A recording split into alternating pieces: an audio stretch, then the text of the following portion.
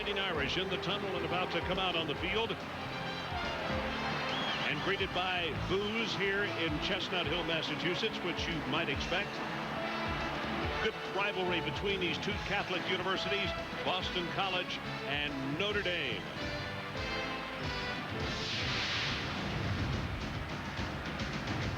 Couldn't have a better evening for football as the Irish come to town to Alumni Stadium. Bob Davie, well, they started the season at 0-3, but right now they're at 500, having won 3 games in a row, and every game becomes a must game for a coach who is at the 500 mark. One of the reasons that they have improved considerably, as Mike Godfrey joins me on the telecast. Mike, I think they have found a quarterback that they are extremely comfortable with in Holiday, and he's exciting to watch now. Ron, he really is a good quarterback. 6'3", 218. He's a running quarterback. He averages 5 yards per carry. Now, he's thrown 4 interceptions, no touchdowns yet, but I'm sure he's got to throw the football tonight because this is going to be a game of running the football. Both teams are going to try to establish the run. As far as BC is concerned, I don't know if you've been able to see them on television this year or not, but there is a young man by the name of William Green. I think Mike is as good a tailback as we have seen in the country this year. He's probably the second best I've seen since Deshaun Foster. Yeah. But William Green is a complete tailback. He's a hard runner. He's tenacious. He's got great speed. And they like to give him the football from the start of this football game and say, hey, William Green's going to open our passing game. He has 190 rushing attempts. He scored 11 TDs. He is the offense for this football team. Well, earlier we got a look at the head coach of Notre Dame, and now we'll look at Tom O'Brien. 5th season as the head coach at Boston College, and you see his numbers, almost 53% his winning percentage. BC wins the toss, and Notre Dame will receive. The weather, we are very lucky with the weather that has come across the Midwest. The cold weather is headed this way. Low in the 30s, 48 degrees right now, wind 10 to 25. No moisture in the forecast. Yeah, Ron, you look at this football game tonight, it's clear both of these coaches are coming into this football game expecting to run this football. So the weather's not going to have any effect on this ground game because Bob Davie, Tom O'Brien, they want to pump it right at the other defense. This may be like old-fashioned football tonight, the way the game was designed to be played, and that is run the football, only throw when you have to. You look at the series, 9-3. Notre Dame leads it. They have won 5 of the last 6.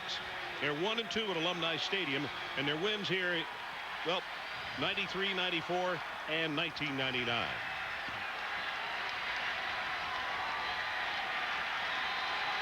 Scortino sets to kick the ball off at the 35-yard line.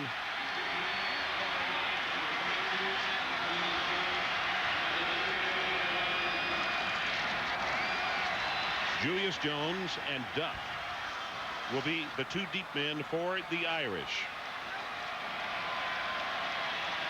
Good look at Vontez Duff, a sophomore out of Copperas Cove, Texas, which is in the hill country of Texas. And number 22, Julius Jones. Scortino kicks it off, hits the up blocking back at the 25, and it's going to be returned to the 31-yard line. And let's take a look at the starting lineups in tonight's ball game. For the Irish, Carlisle Holiday, big fella out of San Antonio, Texas. You'll get a chance to see him run the option and also throw the football. The people around him, Julius Jones will start at tailback, Lipinski the fullback, Hunter and Gibbons the wide receivers, and John Owens is the tight end.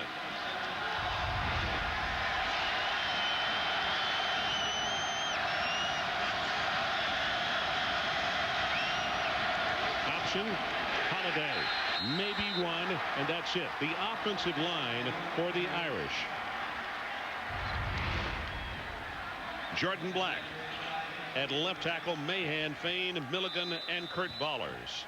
And the defensive front, Mike. Yeah, Notre Dame ran the ball well against Boston College last year, but this is a pretty good front this year. Doug Goodwin, very quick inside. 2 tight ends, 2 wide receivers.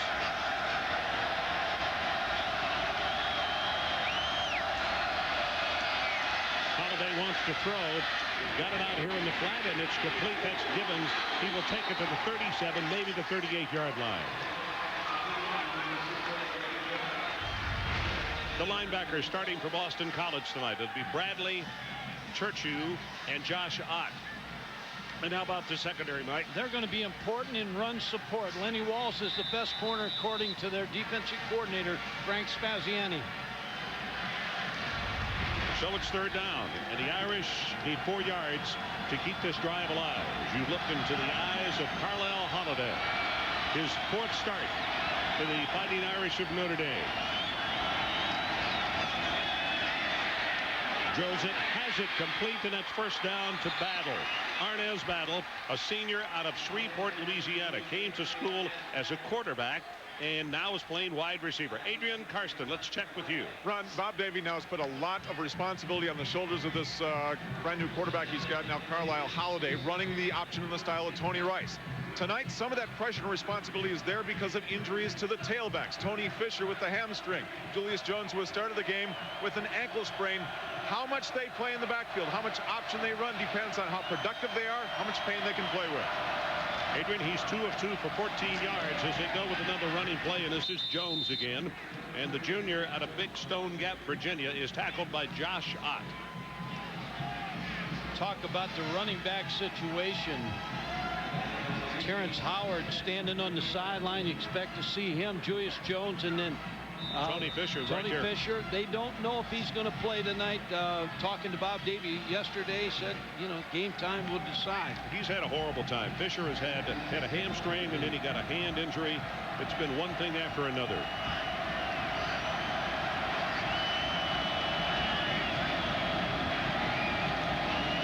Option play to the open side of the field. Will not have the first down as Ott came up to make the tackle, but he's very close. It's a gain of about 5.5 yards.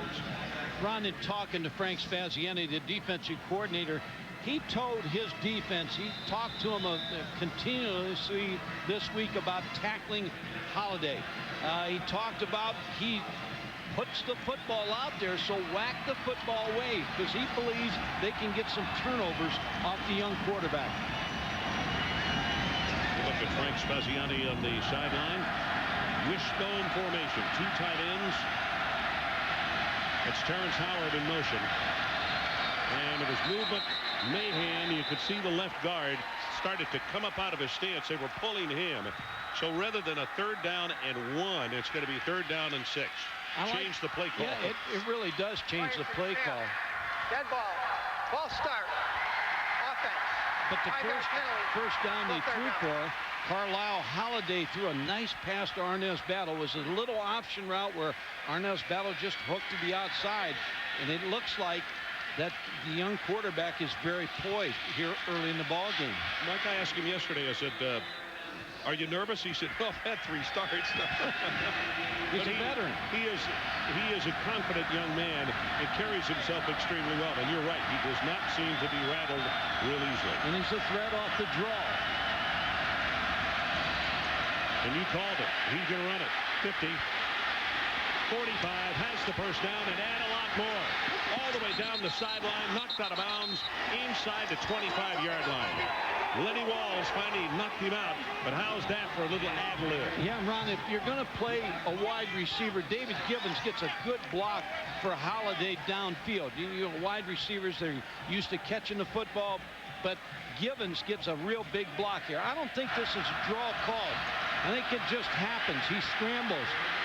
Maybe we'll pick up the block to number 6. There it is. Mike, one of the things you could see that happened, Churchill was one of the guys who got caught in traffic, is the fact that your pursuit angle on him, you have to learn quickly. He's moving faster than you realize. He's 6'3", 218, but he's got great speed. Yeah, he does.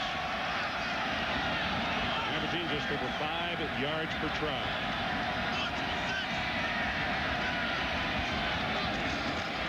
There's Julius Jones taking it right up the middle. It'll only go for short yardage, about 3, maybe 4, actually, forward progress. And Doug Goodwin, who they say maybe as improved as anybody on that defensive front for Boston College. Ron, you talk about this front. Now, this is a very good front 4 for Boston College. Notre Dame ran the ball right down their throat last year at South Bend. Frank Spaziani, Tom O'Brien said he thinks his defense is much better up front and didn't think Notre Dame could run it this year like they did last. So it's second down, and the Irish need to take the football to the 11-yard line to pick up the first down. Option play again, open side of the field. Pitches to Jones, got a block, and close to the first down as he will hurdle a man and be tackled by Bissett. Doug Bissett at the 11-yard line, and they may bring the change from that short distance. He is right at the marker. Mike, you remember as a head coach and talk about this, how important it is when you get the football to start a game on the road particularly and have a good opening drive. And especially, Ron, with a young quarterback. But you're coming off 3 straight wins. Now, they haven't been pretty wins, but they're wins. Any win's a pretty win. But so you want confidence for this young quarterback. It is a first down. The ball just outside the 11 of Boston College. 9th play of the drive, fumbled by Jones. He has to retreat and make the recovery, and that's the kind of thing that has been killing Notre Dame in 2001. Well, talking to Kevin Rogers, the offensive coordinator, and Bob Davie, Julius Jones didn't practice early in the week, and sometimes when you don't practice, you miss some handoffs, and they had all 3 tailbacks out on Tuesday, so none of them practiced. But that's why you practice, because you time everything up. And for the folks at home, they say, how difficult can a handoff be? Well, you saw it's right difficult. There. 2nd and 14. Pass incomplete. Now, he took a chance there. He threw that one into a lot of traffic. And that's what you have to live with. Last week, we had the young quarterback from Florida State, Ricks, and we watched as the ball game went on that he did some good things, he did some bad things. Well, you see the missed handoff here with Julius Jones, so you've got to live with the young quarterback. He's going to do a lot of great things for you. Every now and then he's going to make some mistakes. Before the night's over, we'll talk more about that. Last year, Notre Dame only fumbled the ball, turned it over 9 times, and this year they're doing a lot more turnovers because of what you're talking about. The 11th play of the drive. It started back at the 32 of Notre Dame. Holiday right over the middle, incomplete, looking for Hunter. Incomplete, and they're going to have to bring in the field goal unit. Good defense by Boston College to hold him to a field goal attempt. Well, can you believe that? Louisiana Tech played overtime again today, beating Rice by a field goal. This attempt is going to be of 32 yards. As long as 47 this year, 8 of 8 in field goal attempts. Setta's kick. Missed it. Wide left. Wow. Moral victory for the gentleman from Boston College. We'll take a break. And when we come back, the Eagles on offense.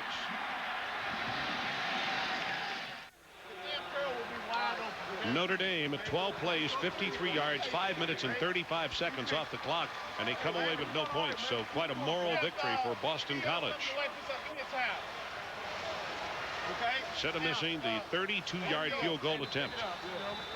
Talk about being a boost if you can go down and score, but the way it turned out, it's not a boost. It's a moral victory for Boston College. You see the Irish drawing up tight at the line of scrimmage. 8 close, 3 in the backfield, and that's William Green going straight ahead. And I think we're going to see a lot of this tonight. Sometimes fans grow a little impatient because they say, as we take a look at the starting lineups, Brian St. Pierre from just outside of Boston, Massachusetts. He was heavily recruited by Notre Dame. William Green and Toll, Burke and DeWalt to the wide receivers, and Sean Ryan is the tight end. St. Pierre said he grew up a Notre Dame fan, told Mike he wanted to stay close to home, and he told me he likes the offense that Boston College runs, that it better suits him.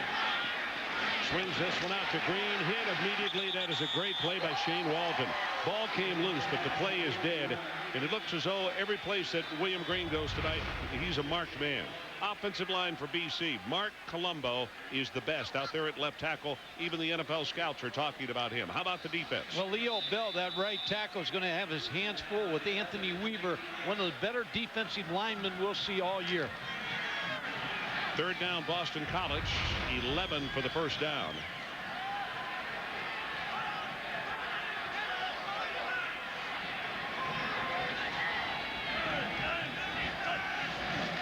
St. Pierre. Near sideline. He's got it for the first down. And that's Burke. Jamal Burke. And it's good for 21 yards. Now, well, we got a couple more lineups here to do. Michael, the linebackers. Oh, okay. We'll do the replay and then we'll check the line. Notre Dame will just try to handle those receivers at the line of scrimmage, get their hands on them. Jamal Burke, who caught 2 touchdown passes versus Notre Dame last year, off to a good start. Yep, he has a lot of power and explosion. And as Mike said, he got 2 touches against the Irish last year. William Green.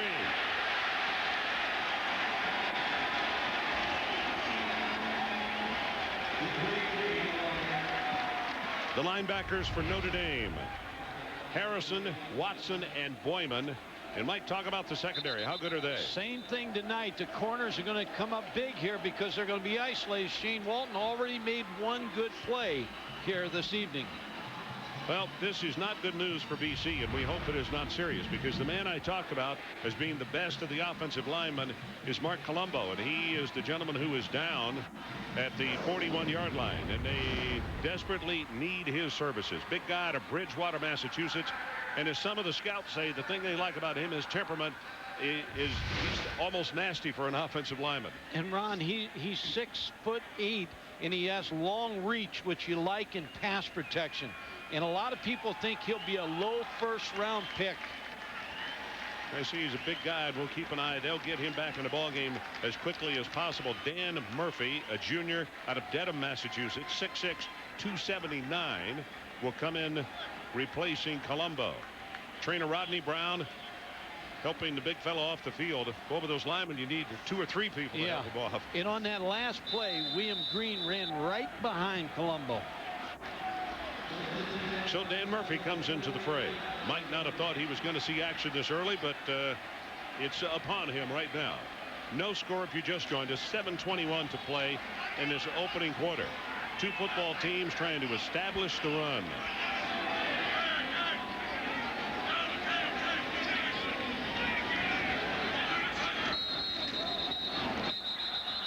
Delay.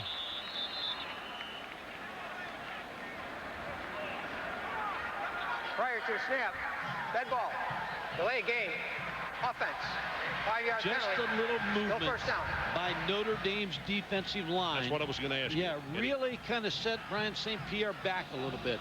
He called an audible, didn't he? He tried to check off, took a little bit too much time, got the delay.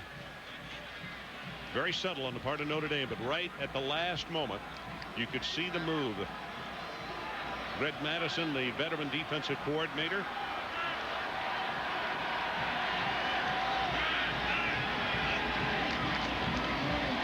Blitz, hot route incomplete.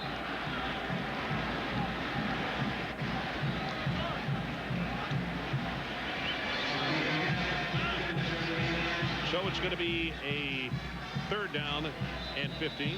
2nd down and 15. Beg your pardon. As you can see right now, Notre Dame's putting those corners on an island, saying that you've got to shut these wide receivers down. We have so much respect for William Green. We've got to stop the run here first. One of the things that St. Pierre told me yesterday, I said, are you comfortable with that situation of your guys getting single coverage? And he said, yes, we like it. We can beat that. Here's St. Pierre. That is a nice defensive job as he's hit by Harrison. Tyree Harrison, the middle linebacker, and he's not going to have anything. In fact, a loss of a half yard. Yeah, Ron, he said the same thing to me. Really, that's what a quarterback wants. He wants corners isolated out there. It's a quarterback draw right here, and he's a good runner. Now, he didn't run option football in high school. He missed 20 practices in fall camp with a sore arm, but it really set back. Dana Bible, the offensive coordinator, said that he is finally just now healthy this far into the season. Again from the shotgun. Going to go on top with this one, and just a little too far. Jamal Burke was the man, and he had a step, but the ball had to be rushed because of the pressure coming from Notre Dame. Yeah, he ran a corner route. Ron, Jamal Burke, who's caught 6 touchdown passes, is going to come right here, and he has him beat. Has Beckstrom beat, but just can't catch the football. First punt of the night by Boston College. Boy, this is a boomer. Wow. Hit directly on the goal line in the air. No scrimmage from the 20. McMillan 55 yards on his first attempt tonight. Let's take a timeout.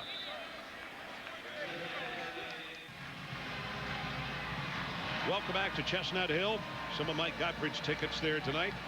The injury to Colombo, we're getting a preliminary report, and we'll go to Adrian shortly and find out exactly what happened, but they need him in this football game because, as you said already, they had been using William Green behind him. Yeah, he gives you an attitude, too. You like those tenacious tackles that just tough guys. You like them on the field. Leaders.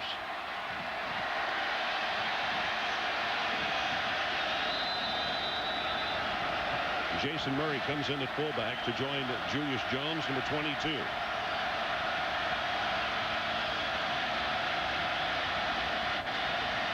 Fakes it to Jones, quarterback draw. Has 5, has 10, puts his head down, and wow, got met in the headgear. And it's going to be a gain of 13 yards. Brian Kinney, let's check with you. Ron, in the Pac-10 with UCLA's loss, Washington State, the last unbeaten team in that conference, taking on Oregon here. And with a lead, but not for long. Ontario Smith goes in, 7 plays, 71 yards, 7 3-touchdowns. That's your guy, Ontario Smith. Was it you Tennessee? Like him. Yeah, Tennessee.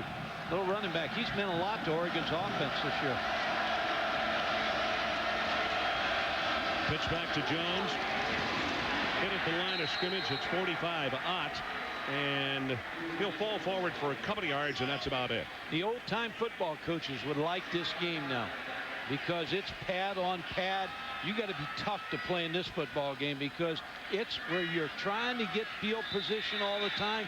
Hard running backs, tough linemen blocking you, defensive backs coming up and smacking you. I mean, this is good football. Already under 5 minutes left in his opening quarter. But it's not surprising. This is what both coaches said they were going to try to do. Option to the other side. Holiday crosses the 40 and then bounced down at the 41. And Adrian Carson, let's check with you on the injury to Colombo. He's done for the evening, unfortunately. Wow. Ron, yeah, sprained to the medial collateral ligament on his right knee. That is to the outside of his right knee. Already had a brace on there and just really kind of aggravated. Now, Mike said because of that 6'8" frame, he's such a good pass rusher. Well, Green was running, making some hay right behind him early on in the game, too. The 6th time this year, Ron, where they've had to start with a different combination on the offensive line because of injury. So that's Murphy, and he's the guy. He will carry the load at that left offensive tackle. Holiday almost intercepted. In fact, almost intercepted a second time as Bradley. Scott Bradley, the senior out of Hanover, Massachusetts, cut in front. And there the freshman looked his receiver too long. Ron, that's the same play they hit Arnez Battle on the first time. They're trying to go right back to him in the option. But the linebacker, Bradley, is trying to break in front of it to pick it off. Almost had it for a 6 points. Go to the well too many times. Scott Bradley's going to figure it out. Hilbold with the first punt for Notre Dame tonight. And it's Diedrich DeWalt, who is the deep man for Boston College. DeWalt from the 19. Good coverage by Notre Dame. He'll be smacked down at the 24-yard line. 39 yards in the kick, 5 on the return. Boyman made the tackle. We'll take a break. Still no score. BC and Notre Dame.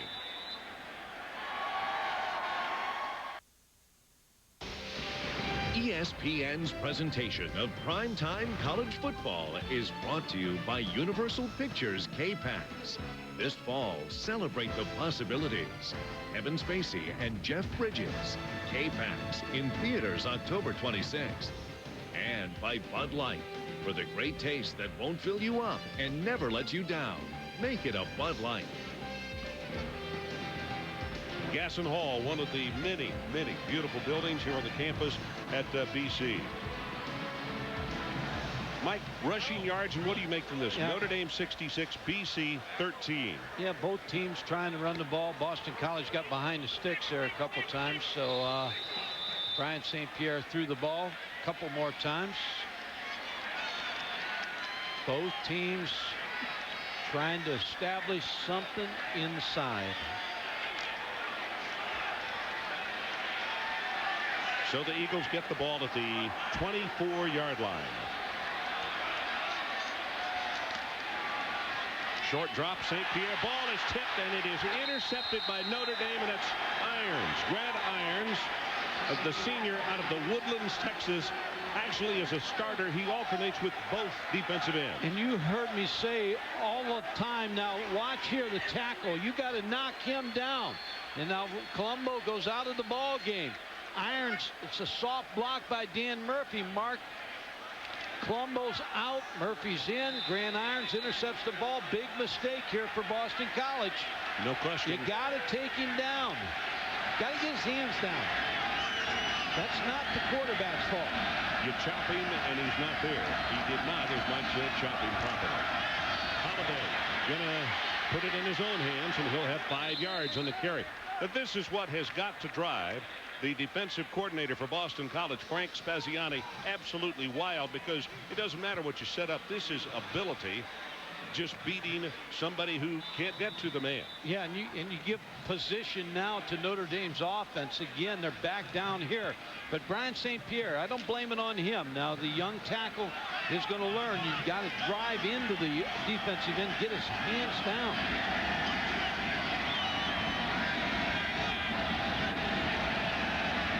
Safety on the blitz, linebacker on the blitz. Ball is knocked down at the line of scrimmage. They are saying incomplete. Nobody blew a whistle there for a second. Ralph Parent, number 24, came on the blitz, Ron. Let's check with Brian Kenny on Joe Pa's big day. Yes, Ron, earlier today on ESPN, Ohio State down by 3. About 3 minutes left to go, and Brian Scott got a piece of that. Back-to-back wins for Penn State, the all-time record for wins in major college football history. Joe Paterno passes Bear Bryant there with his wife Sue. A great day. Our situation, no score. About to go under 3 minutes left in this opening quarter, and intercepted by Irons, and Notre Dame with great field position. But a third down, and they need about 7 yards. Holiday. There's an opening, now throws to the end zone, and he's got the touchdown, and that is Julius Jones. He came up just far enough, did not cross the line of scrimmage, and the defensive back left him, the cover man. Carlisle Holiday early in this football game has hurt Boston College running. When he gets outside, DBs start to see him outside. They're going to come up. They leave Julius Jones open.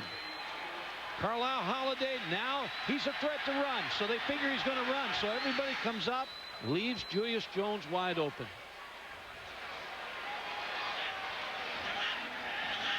Seta to attempt the extra point from the 10-yard line.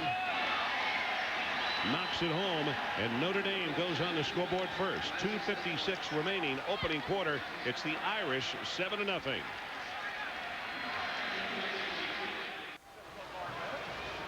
Julius Jones on the sideline being congratulated by his teammates. Interesting number, as well as he has done and scoring touchdowns running the ball. That is his first catch for a touchdown in his career. First touchdown pass by Holiday. Yep. Second touchdown pass by Notre Dame.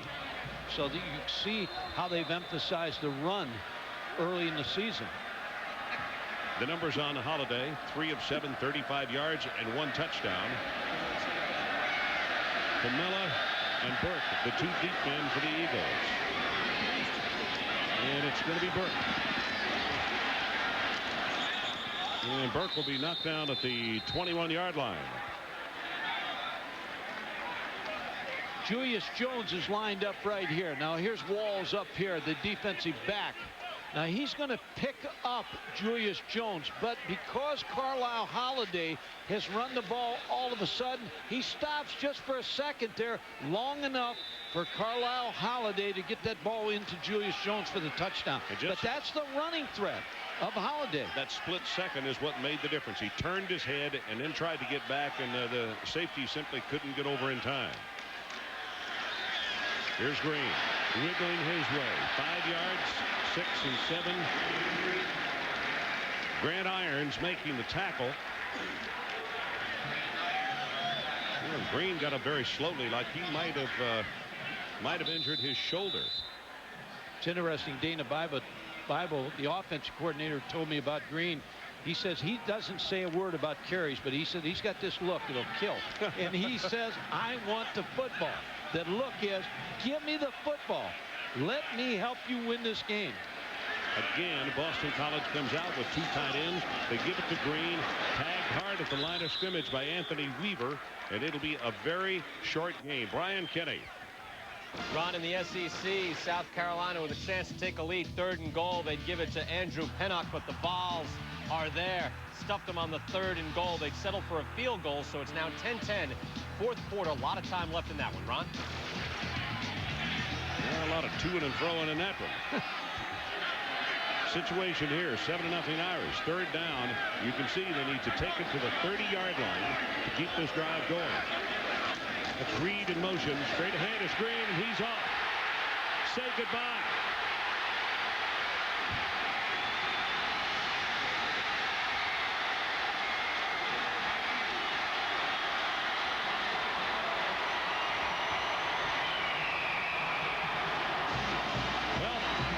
I just want to document one thing. What Mr. Gottfried and I talked about was not hype. Folks, I think he's one of the best in the country. I mean, this guy has explosion like very few others, and he has size to go with it. He weighs 215 pounds, and he just traveled 71 yards in about 7 seconds. Yeah, Ron, anytime you get in a short yardage defense, your safety's got to make a play once he breaks through, and they weren't there to make the play. McMiner to attempt the extra point, and we are tied.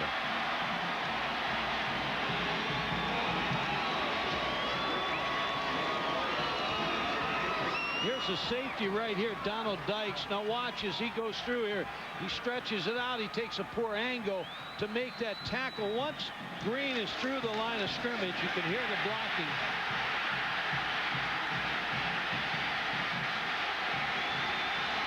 Poor angles by the secondary. And William Green gets a kiss. Well, now the rushing yards with a 71-yard attempt, now at 18.6. Very confident young guy, too, you know, talking to him. You know, he knows what he has to do, has to get better. 190 rushing attempts going into this game. Let me tell you, last week, he had the flu. Didn't get to work out, but one day he loosened up after the team came on the field. He didn't come out and loosen up with them. And in the first quarter, had 71 yards. And I jokingly said to Dana Bible, you need to get him sick every week because that's a pretty good effort in 1 quarter. He's moving up the chart. Last 4 seasons, they've had some pretty good running backs. Mike Paul was a very, very good running back. Well, Scortino's kick is going to go 8 yards deep into the end zone, and this crowd is totally pumped right now. And later tonight on ESPN2, Ole Miss will take on LSU at 9 Eastern. Quite a showdown at quarterback. Eli Manning of the Rebs against Rohan Davey of the Tigers. That's 9 o'clock on ESPN2.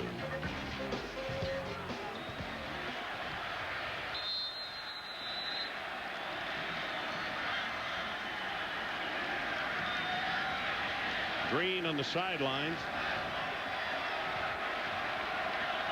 And that had to feel good because they had bottled him up with the exception of one other run. As you look at Colombo, who was injured on the second offensive series for BC tonight.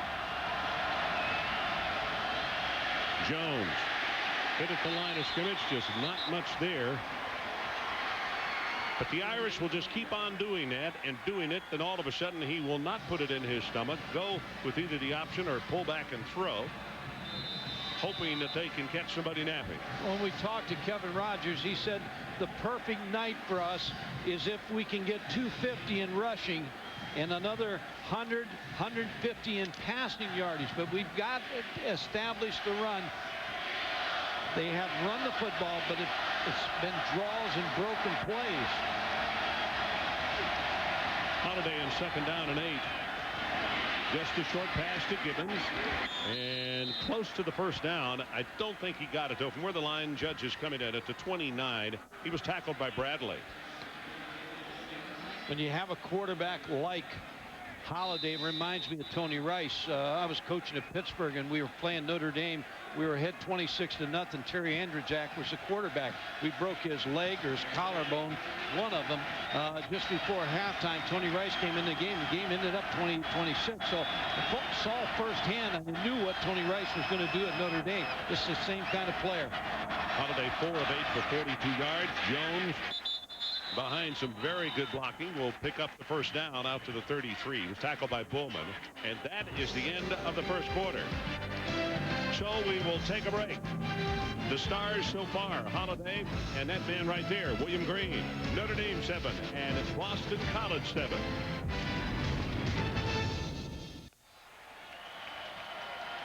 Welcome back, Chestnut Hill, Massachusetts, tied at 7.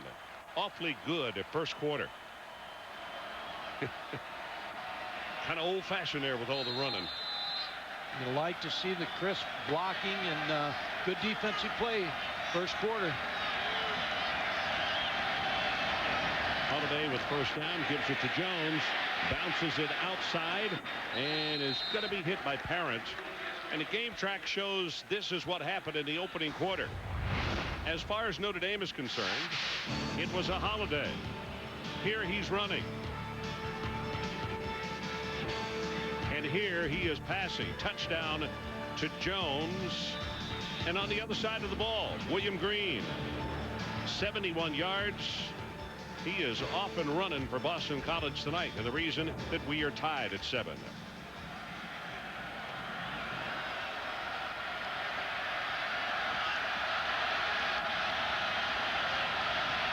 Short yardage formation. One wide receiver. They got a wishbone behind the quarterback.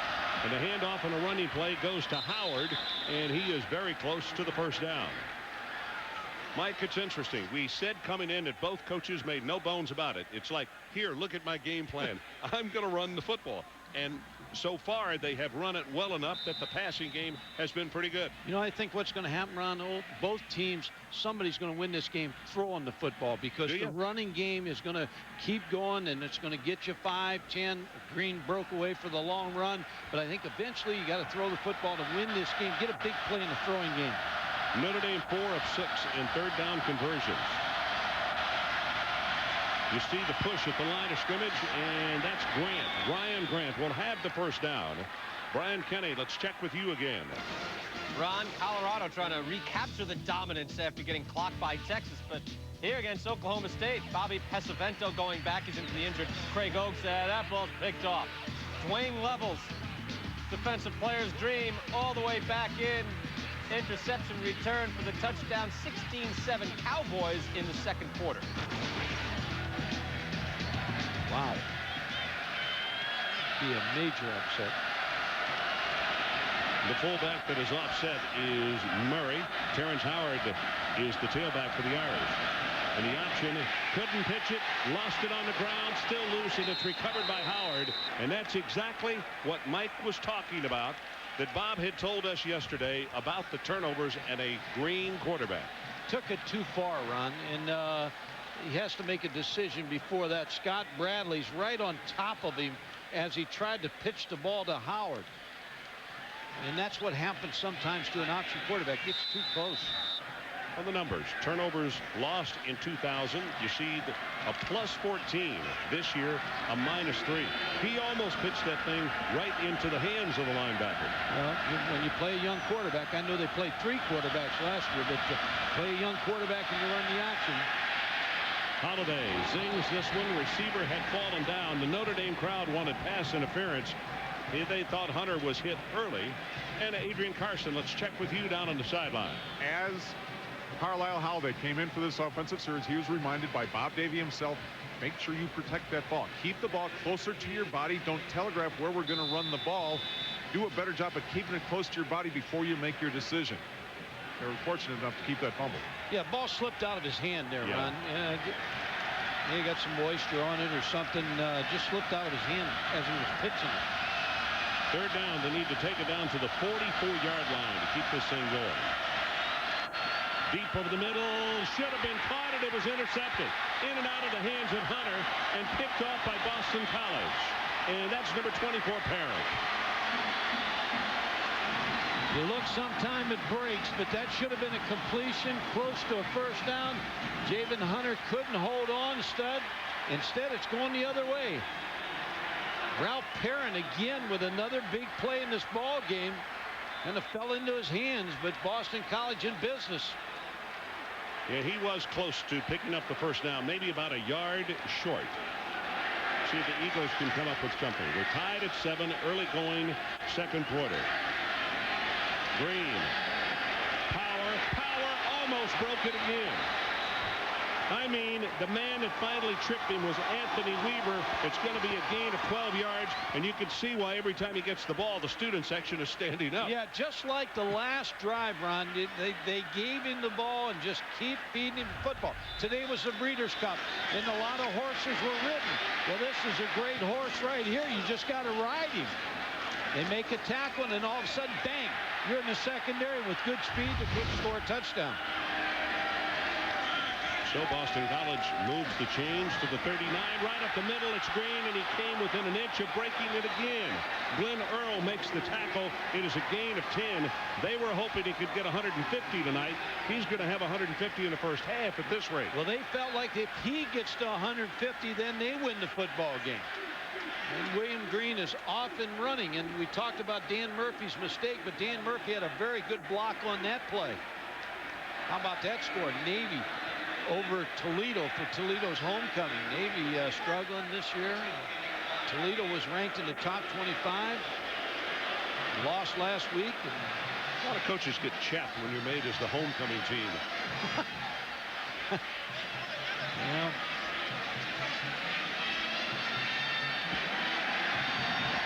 First down, Boston College. Bring your own float. You know, a lot of teams are 4 or 5 homecoming games a year. Yeah, that's true.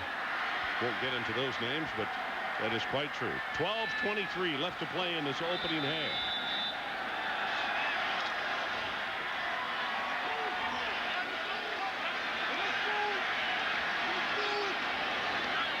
It's Toll in motion.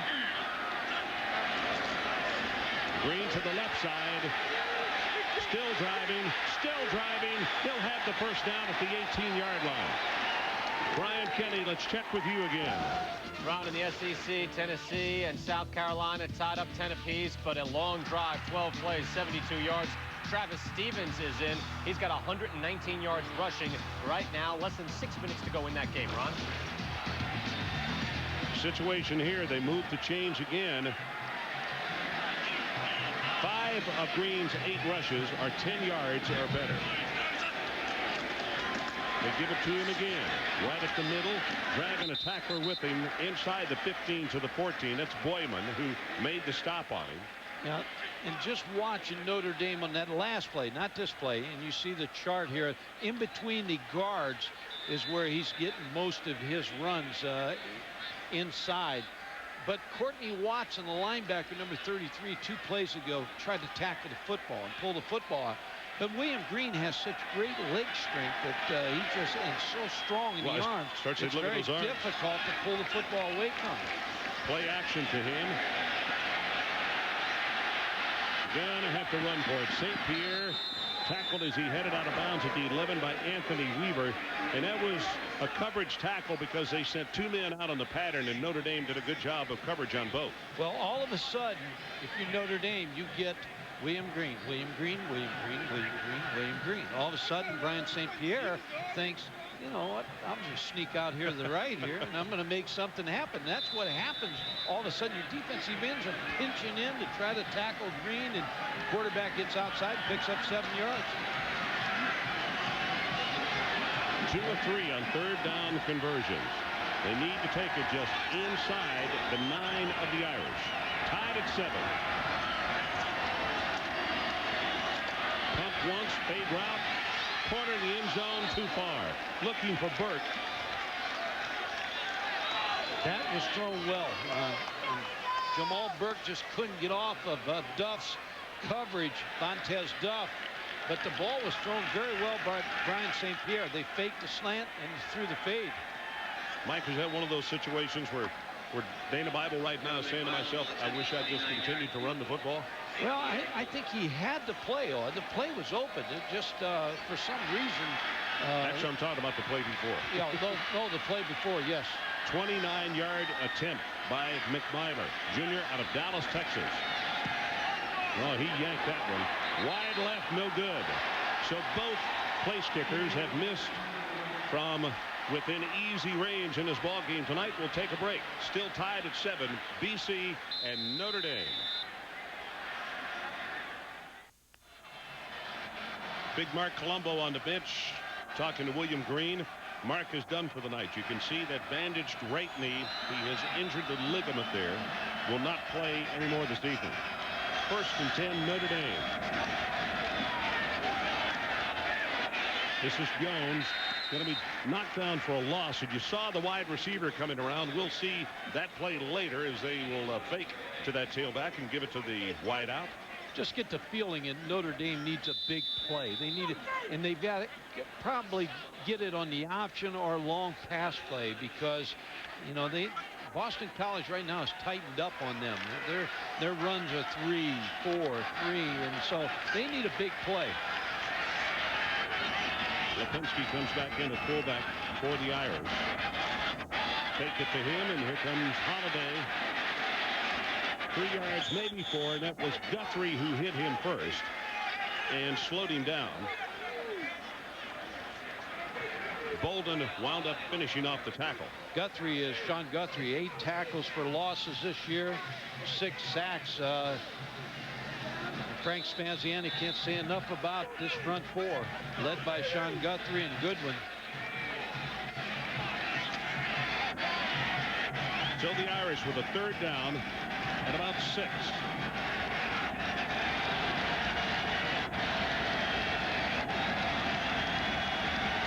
Clock runs. We're under 10 minutes to play. Lost the football, and he is going to be tackled for a loss as it was a miss in connection between quarterback and center. And they look like they're losing confidence on offense because they're making mistakes.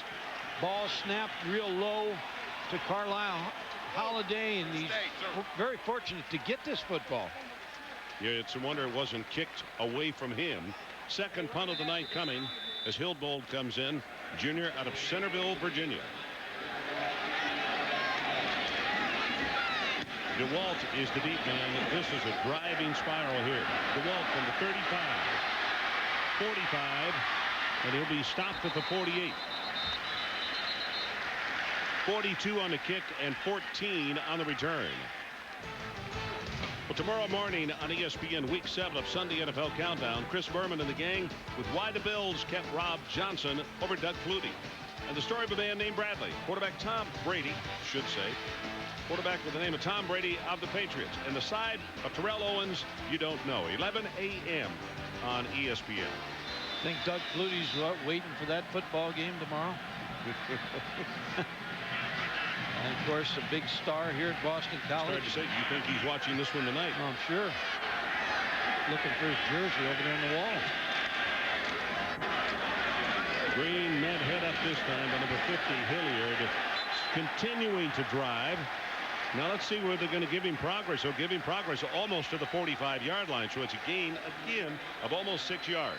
And, again, it's offensive line of Boston College, and they're very high on this big offensive line. The 2 guards are 310 and 308, and 2 tackles are 306.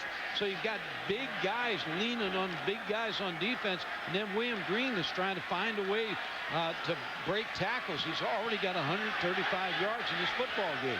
On 10 attempts. Give it to him on the delay. He'll have the first down. Dykes comes up to make the tackle. And you like a running back that just gets stronger as the game goes on. You don't have to worry about resting him. He's got good hands, catches the ball in the backfield, but he's just a workhorse for you in this offense. They pull the right tackle. Leo Bell, he leads him up inside for a big gain. William Green out of Atlantic City, New Jersey.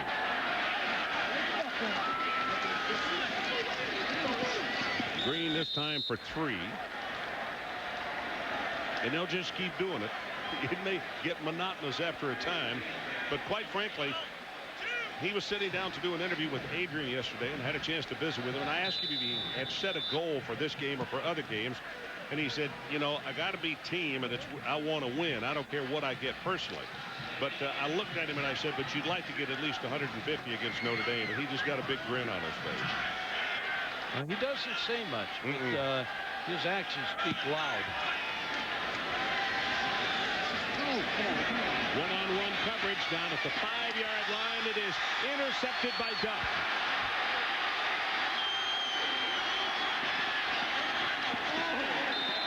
That was a great interception. Keith Hemmings, number 12, was the wide receiver. Montez Duff just ran side by side.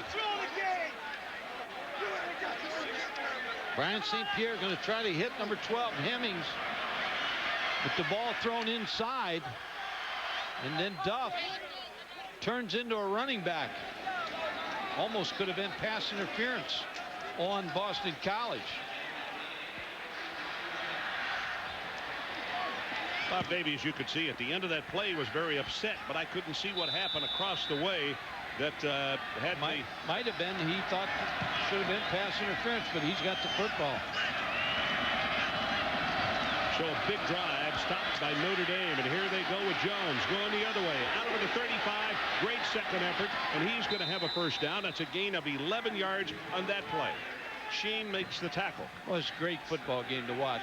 What's the time difference between here and Rome? 7 hours, I think. What time is it there? Oh, this is Easter time, so 6 hours. Okay. I'm sure the Vatican's watching this football game tonight. Two of their Catholic schools, this good hard-nosed football. I know that the armed service people are watching it all around the world. And we're proud of them. Wish them the best. Holiday threw it just a little bit short to Gibbons, and almost like the youngster should have let go of that ball just a couple of steps before he had made his break, and he was open. Comes in time. We're watching a quarterback develop on the field in game atmosphere. But they need something big. Now, Julius Jones with a big run there to start this series, but they still need big plays. Murray, the fullback.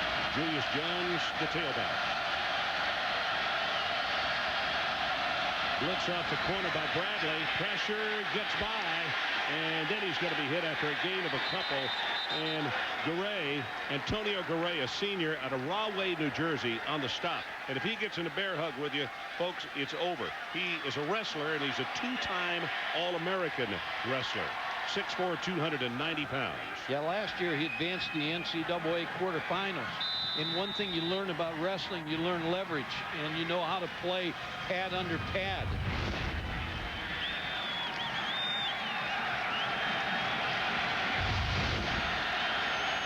Third down. The line to make is the 47-yard line of Notre Dame. Here comes the blitz. From the middle and also the corner, but the linebacker, and it is caught for the first down, and that's Hunter. Give credit to Notre Dame's offensive line, because you're right, the blitz came, and Frank Spaziani keeps showing different looks to the young quarterback Holiday. But this offensive line picked up everything there, gave Carlisle Holiday time enough to find his receiver, Hunter, downfield for a first down. You know, one of the things we haven't said about Spaz tonight, he is a huge New York Yankee fan. He's probably got a radio by his ear. Turns Howard is the tailback. Blitz again, and this time they get him. And that's Bradley, number 54. He will knock him down after a gain. It's not a sack. He's going to wind up with a gain of 3. That was a good call defensively against the offensive call Notre Dame had, because it was a delayed play by Notre Dame, and Bradley came off the corner. Nobody picked him up, and you saw how tough it was for him to tackle Holiday. He has to hold on here. The strength of Holiday. Holiday, 6'3", 218 pounds. Under 5 minutes left until halftime.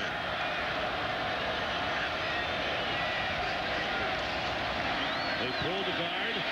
Holiday turns the corner, will have the first down. It gets out of bounds to stop the clock as Parent was there to finally bump him out of bounds. Pretty good job by Garay, 85, keeping his feet, but the speed of Holiday, he just got by him. Notre Dame with a good drive, almost like the first drive they had starting the football game, Ron. Now they have to figure a way to get it in the end zone when they get inside the 20-yard line, if they do. Terrence Howard continues to operate a tailback in this series. You see the blitz off the corner. They run away from it. And the pitch to Howard at the 30. He fell down.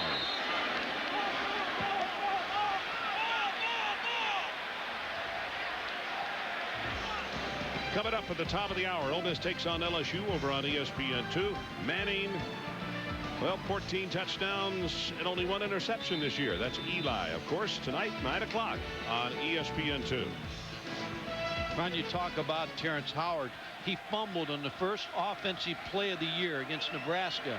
And Bob Davie said he's worked really hard and he wants to give him another shot here, and he's fought back. And that's what you like about a football player. He hasn't given up, and he is a good slashing runner. So there's a timeout with just under 4 minutes to play in the first half. Tied at 7.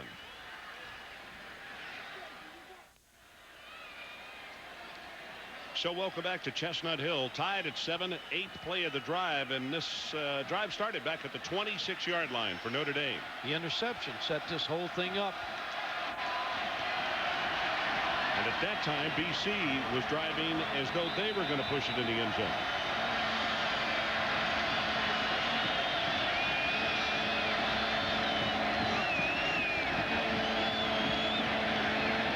It's battle in motion.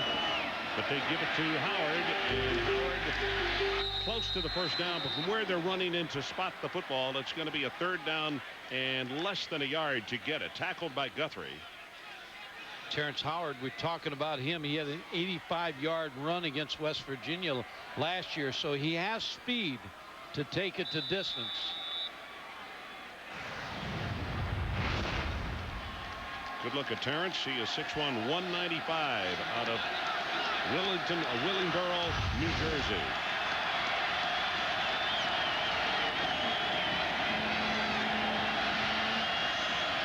Julius Jones in motion. He has the lone touchdown for the Irish tonight. Howard gets the handoff and bursts through the left side for the first down. And Bissett from his strong safety position will stop him. Ron, on that play, J.W. Jordan, the right guard, number 66, you're going to see him pull out. Almost started a hair too soon, but Julius Jones just followed him up in the hole and for the first down. Terrence Howard followed him up in the hole for the first down. 10th play of the drive coming up. Under 3 minutes to play until halftime.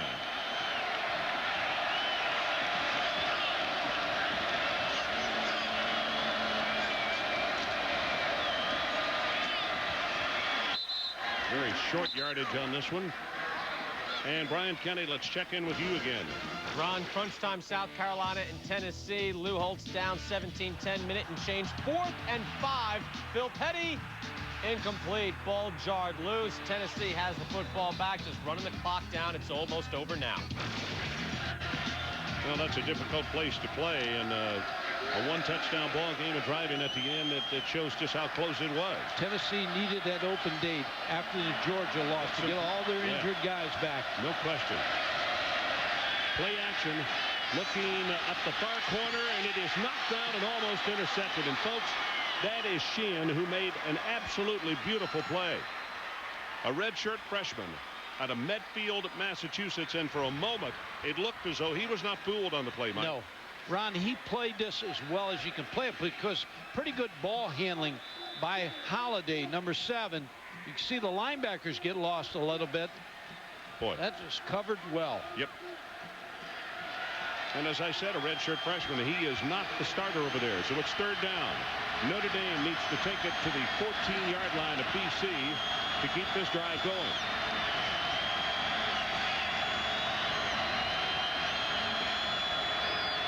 Carlisle Holiday. Quarterback draw. 20, 15, has the first down, and knocking people over as he has it. First down just outside the 10. It's a gain of 12, and Ott finally made the stop. He looked like William Green. The other way is a strong runner. And guess who gave him a paving block? Look at 22. Watch Julius Jones. Julius Jones gets a good block. Spread people out to run the quarterback draw. People are going to have to defend the quarterback in this offense because he's such an impressive runner. A minute 50 and running. Jones comes in at tailback, replacing Howard. Gets the pitch behind the block at the 5, and he'll be tackled at the 2. Will not have the first down.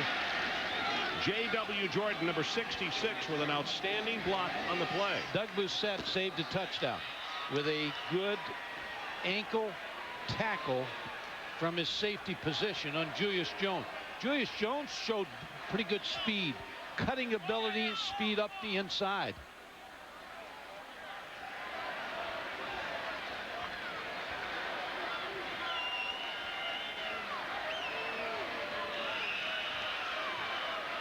Personal foul against Boston College. That's the preliminary signal. It obviously was a post-play foul because it was not thrown during the play, was it not? No. See if we can find it. There's the tackle. I don't see it. Obviously, it was away from the play, but the penalty moves it to the 1-yard line. Clock is whistled in. 125, 124. This has been a great drive. This is what you want if you're Notre Dame. Bob Davie. Plays and time.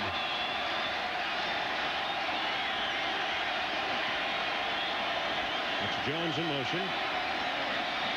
Howard hit behind the line of scrimmage as Boston College got penetration, and Goodwin stopped the play, didn't get into the end zone. Ron, I think as close as Notre Dame is right now, strong as Carlisle Holiday is, 6'3", 218 quarterback sneaking in here, because Boston College comes off the corner pretty well. Now they've made a couple plays here. I don't think I'd chance even taking the ball off the line of scrimmage. This is the 15th play of the drive following that interception.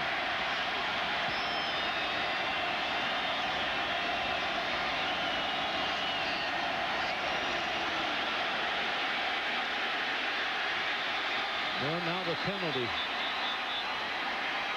I know the crowd is very loud, but I never heard Martin came across. I knew that. Now back move, but he can move laterally.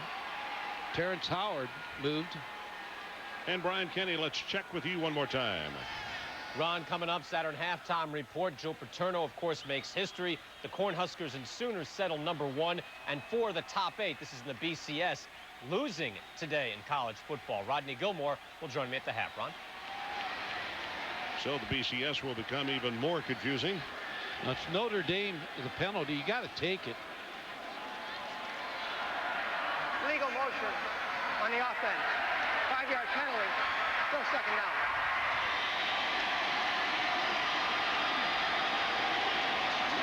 So the situation, you can see on the game clock, 26 seconds left in this first half. Terrence Howard moves, and he moves forward. So that is a penalty. Drew him offside. Now you expect the option here.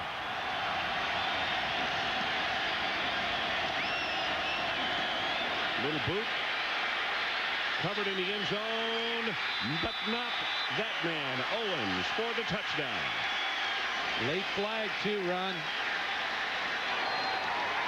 That was a good throw by Holiday to his tight end John Owens.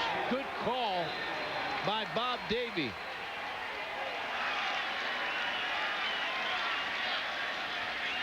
It also was a very nice throw by Holiday. As the wide receiver was covered, and he put air under that one.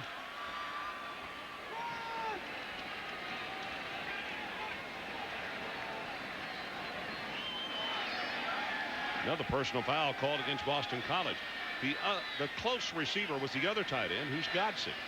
And he is the man that was covered, but in the back of the end zone, Owens was not. Always on this kind of play, you have a flat receiver and you have a deep receiver.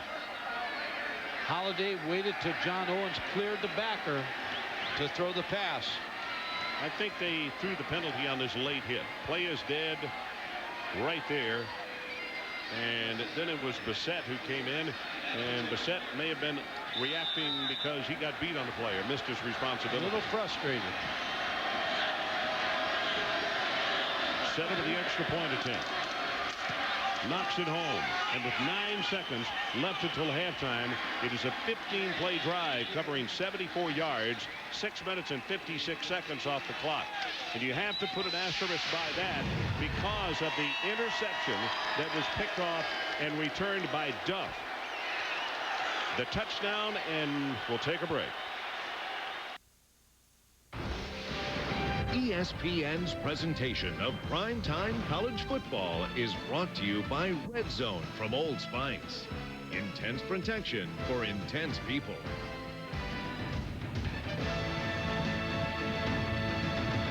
So we got 9 seconds left until halftime, and an extremely impressive drive by Notre Dame.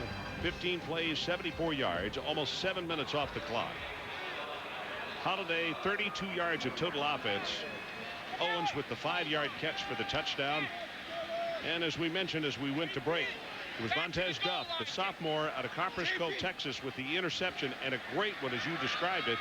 And the Eagles appeared as though they were going to go in and score a touchdown. Don't forget the interception really was the big play because it stopped the threat of Boston College. Then Notre Dame with a very good drive. The length of the field ate up much of this second quarter. With the kickoff, the Golden Tee.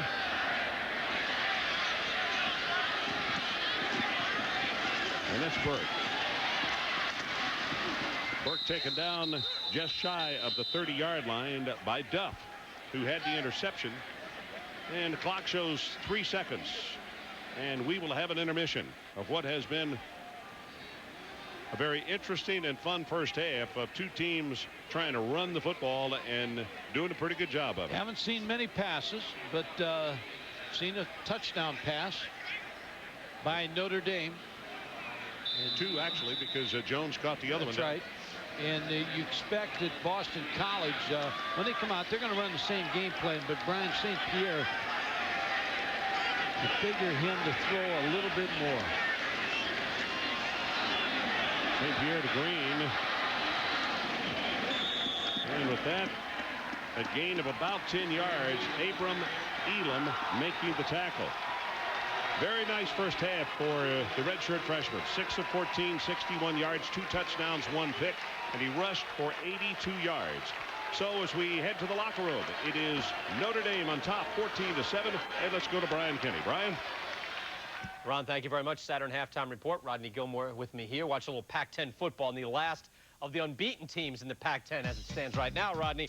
Washington State, though, trailing Oregon 14-3. Ontario Smith just went in. Yeah, Oregon started to get the running game going behind Maurice Morris and Ontario Smith. He just busted in from 87, about 45 yards out on that drive, as he has 87 in the first half. When we come back, history is made. Joe Paterno down 27-9 to the Buckeyes, but he would pass the Bear. We'll have highlights of that and the showdown in the Big 12 as well.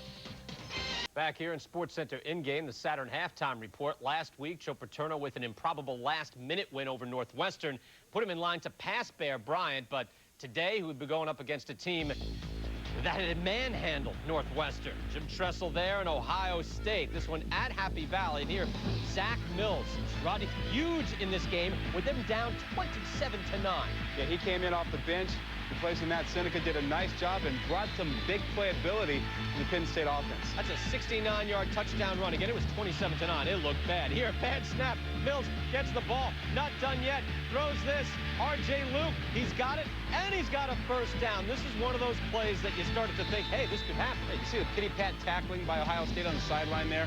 Very next play, pity-pat. In the shotgun, the fake. Eric McCoo is there. That looked like last week against Northwestern. Penn State takes the lead. 35-yard field goal attempt. snuffed out. Brian Scott, that'd seal it for the Nittany Lions. And Joe Paterno is the winningest coach in major college football history. 324 wins. His wife, Sue, they're very emotional throughout. It was a wonderful day for Penn State and Joe Paterno. Yeah, you know, Ohio State scored 14 points in the first 3 minutes of the third quarter to go up 27-9. But Joe Pa's guys showed a lot of character coming back and getting the 29-27 victory. Big 12 showdown, Oklahoma and Nebraska. Last week, Eric Crouch went up against Texas Tech. Mike Leach, the head coach there, said he's the best option quarterback I've ever seen, but said passing is not his best feature today. Little inverse. Eric Crouch did a little of everything against Oklahoma. Defending national champs, Bob Stoops, a 20-game winning streak, but going to Lincoln. And Jason White picked off. Theo Craver got this. Nebraska didn't score, but it kind of set the tone, a defensive effort for the Cornhuskers. White, here in the second quarter, looking for Quentin Griffin. Watch how he would plant as he comes down on that left leg. Came down hard on that. You'd have to watch just another look. Just kind of hurt his knee as he came down. A little twist on the knee. He would come out. Nate Hibble, who's a former starter, comes on. Second pass he throws. He's in the end zone. It's 7-0. Yeah, Hibble wasn't himself either in this ballgame. He got knocked around, and I think he was groggy most of the afternoon. But, oh, Crouch was not groggy. Eric Crouch, Tracy Wistrom. Big gain, sets this up, first and goal. Darren Dietrich is going in. It's 7-7. Big play of the game. Here we go. Oklahoma try the trickeration from the Sooners. Normally this works. This time it's not working. Back on the other side, Hibble slips on the field. Oklahoma loses a golden opportunity. And here Nebraska makes it worth. Off the option, major trickeration. That's Eric Crouch who came out of the backfield. The quarterback brings it in for 63 yards, 20-10 Nebraska. Big difference in that ball game. The trickeration by Oklahoma, they missed it. They get 3 points out of it. Nebraska nails their trickeration. They get the touchdown big in the fourth quarter. All right, so Nebraska gets round one, and again, it could be just round one. Either team could lose this game and still make the Big 12 title game if they would win out. Let's get back to Lincoln right now with Chris, Lee, and Kirk. Chris Fowler? All right, Brian, thank you. A little hidden play, by the way. Oklahoma penalized for a face mask the play before that trick play for Nebraska went for the touchdown. We talked about this rivalry and the great history, but also the new backdrop of the BCS standings, the championship game, and it kind of was a situation from the end of this game, Nebraska fans started to think about Dallas, maybe about 1978 when Nebraska beat Oklahoma in the regular season, only to have the role reversed in the Orange Bowl. We saw it happen in Florida State a couple of years ago. Well, this rivalry is really tough because both teams are very, very competitive. And perfect example, Oklahoma scores first, and now Nebraska answers them with a beautiful drive. Eric Crouch hit 4 for 4 for 56 yards and led them to a touchdown. But here was a nice move by Frank Solich. At the half, Nebraska goes out in a full I formation and starts running the ball directly at Oklahoma. From the second half on, once Nebraska got ahead, it was run, play defense, field position like the old days, and that's how they won the football. That and a trick play that ended up being a touchdown, and that's what ended up securing the victory. This is a game that typical Nebraska able to dominate up front. Poor Nate Hibble. He's going to, again, every week, the Oklahoma quarterbacks with this young offensive line, they can't execute the offense because there isn't pass protection. Nebraska, outstanding game plan defensively, mixing different people in, mixing different schemes in, confused Oklahoma. Oklahoma could not find any rhythm offensively the entire game. Now watch the BCS Monday. I say OU is 3 at the lowest, might even be number 2 ahead of Miami. They're still there. Yes. They better not be. Fans at Penn State saw something they're never going to forget today. Well, Joe Paterno, he never lost his football team. They lost game after game after game. He took full responsibility. His team played hard for him. Last week they beat Northwestern. His team came from behind 5 times. This time they were behind by 18 and rallied to win them. Congratulations to Joe and his staff for keeping that team together. Well, there's a lot to be said about Joe Paterno today. Great day for him and his family and all the former coaches and players that have ever played for Joe Pa. But to me, this team at Penn State today at 2-4 has a chance to be remembered as a very unique team. And you can see it in Joe Paterno's eyes as he addressed the team and addressed the entire stadium. The situation of being down against Northwestern on the road, coming back, and then today down 27-9, and again coming back says a lot about Joe Paterno and says a lot about the players on this team. He doesn't shed tears often, but last year against Ohio State, Adam Talaferro's injury at the end of the game, shedding tears. Today, very different kind of tears, sharing a hug with his wife, Sue, as he gets the record. Brian, back to you. Chris, thank you very much. Fighting Irish on the road, looking to make it 4 wins in a row. We're at the half. We're back right after this. Brian Kenny, Rodney Gilmore here. Saturn halftime report. Unbeaten Virginia Tech, unbeaten UCLA, unbeaten Maryland. Let's start with the Hokies against Syracuse. And you got An early indication here, Rodney. Jamel Riddle bringing this back on the punt return. Special teams against the Hokies. Yeah, it's always the Hokies who get it done, but not here. 51 yards on the punt return for the TD, 7-0 Syracuse. And then after a fumble gave Syracuse the ball at the 18-yard line, James Mungrove goes in. It's 14-0. It was 17-0 at the half. In the fourth quarter, Grant Knoll to Sean Witten. And now it's a 20-14 game. Syracuse was forced to punt. Virginia Tech pinned deep. Knoll trying to get out. Dwight Freeney, that defensive line still very quick, Rodney, and they got a safety on that. Well, and Syracuse did a nice job converting turnovers. Virginia Tech, 2 key fumbles. Kevin Jones, Andre Davis, that really hurt them turnovers and special teams. Let's go to the Pac-10. So UCLA unbeaten, but facing Stanford, and Stanford has been playing very well. Here, Chris Lewis to Brian Allen. He's off and running. Stanford trailed early. They'd reeled off 31 unanswered points. Third quarter, 31-7. Scott McEwen in for the injured Corey Paws to Deshaun Foster. He gets it going. It's 31-14. 2nd and 9. McEwen to Mike Seldman. Who knew? It's a 10-point game. Later, McEwen in the air. Brian Fletcher. It's a 3-point game. 31-28. However, crunch time. Kerry Carter, 102 yards on the ground. And Stanford is for real, and UCLA takes its first loss. Stanford offense had its way with the UCLA defense. 463 yards total, 213 on the ground, and Stanford committed 6 turnovers and still won the ballgame. We wondered, would it be a changing of the guard in the ACC? Bobby Bowden, yeah, maybe he's saying not so fast, my friend. Florida State, an unbeaten Maryland, second quarter. Sean Hill, picked off. Michael Bulware, all the way back in for the touchdown, makes it a 14-14 game. It was a 31-31 game in the fourth quarter. So remember that when you look at the final score. Chris Ricks, the fake, he got more relaxed as the game went on, Rodney. It's Tolman Gardner here, and it'll be 52-31. Well, he got relaxed because in the fourth quarter, he saw nothing but man-to-man coverage. His receivers were better, faster, and they bombed them for touchdown passes in the fourth quarter to blow it open 52-31. We're at the half. Notre Dame leads Boston College. When we come back, unbeaten Michigan with the scare, and the battle in the SEC East will be back.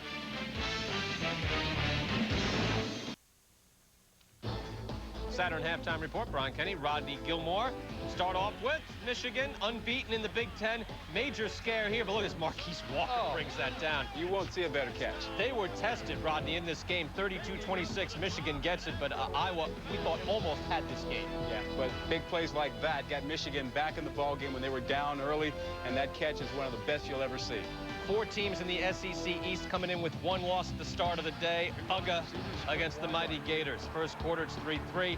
Rex Grossman looking for that, man. We've got the ISO going, Rodney. Jabbar Gaffney, end of the corner, 21-yard touchdown catch, 10-3 Gators. Fourth quarter, it's 17-10.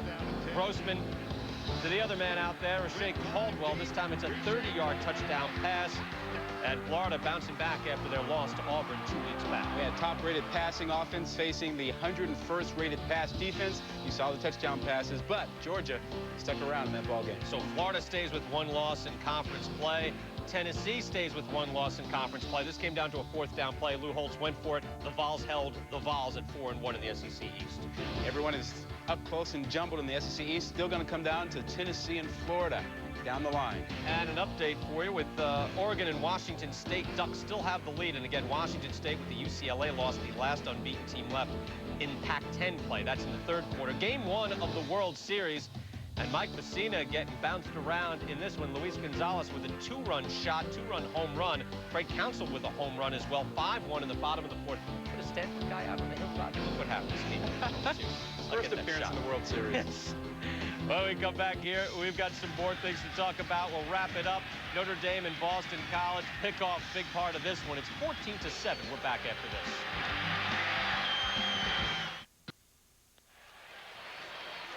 (14-7), Notre Dame leads it, and now our code red first half stats.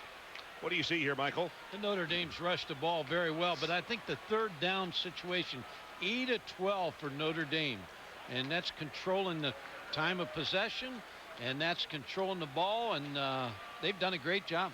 Mike, what also did Bob Davies say at halftime? I'm sure this is how we got to stop William Green, because BC's not going to stop doing that. Yeah, I think William Green, if I was Boston College, I'd try to give him the ball outside, maybe an option play where he gets a little easier running and without traffic.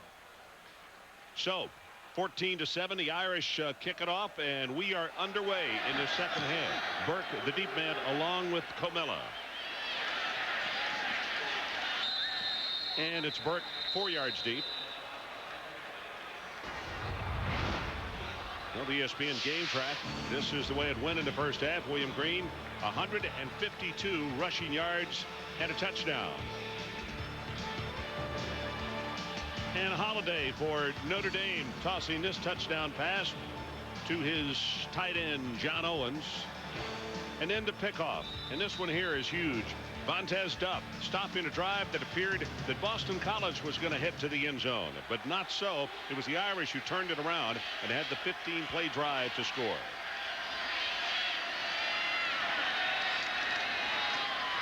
Green met by Ryan Roberts. Adrian Karsten, let's check with you what happened at halftime, big guy. Very simple adjustment made by Greg Madison, defensive coordinator for Notre Dame. What they're going to do in the defensive line in order to slow down and hopefully contain William Green is move the shade of the defensive tackles down inside over the guards in the center. Then come straight upfield, hopefully bounce him outside. Anything to keep Green from getting past the linebackers into the defensive secondary. Well, that's where he is so valuable because he has both quickness and speed, and he's there in a hurry. St. Pierre almost picked off on this one, looking for Burke, and it was Shane Walton who made a good defensive play. Underthrew the ball again. Ron trying to get the ball to Burke. Fortunate, didn't get that one picked off. I'd just keep giving the ball to Green. I think he's your guy. I talked about early in, just before we went to break, that Brian St. Pierre's got to come up with some throws here to take a little pressure off Green. But William Green is so impressive in the first half that you just keep feeding him the football. Try to get him outside. Third down. Blitz right at the middle, throws a pass, got it complete to Burke. And Burke loses the football, a scramble at the 26-yard line, and they say he was down. You see the official pointing toward the turf. Shane Walton made the hit on Jamal Burke. That's an interesting call now. Looked like that ball was out. The ball's out right now. I don't understand that call. Second punt.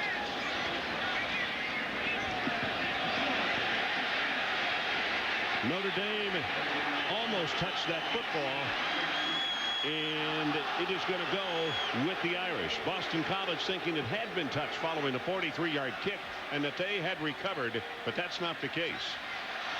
Third downs, Ron, we talked about 8 of 12 for Notre Dame. Holiday has just put on a show here in first half. Third and long, he scrambles for a first down. Gets a big block out of his wide receivers. Now he starts to buy time. Wallace leaves Julius Jones open for the touchdown. 3rd and 8. He hits the pass over the middle. 3rd and 8. Quarterback draw. Blocked real well. First down. Lipinski and the fullback gets a rare carry. Not blocking on that play, trying to cross him up. And Churchu, number 40, is there to make the tackle. Churchu, an interesting story. Transferred over here from Clemson.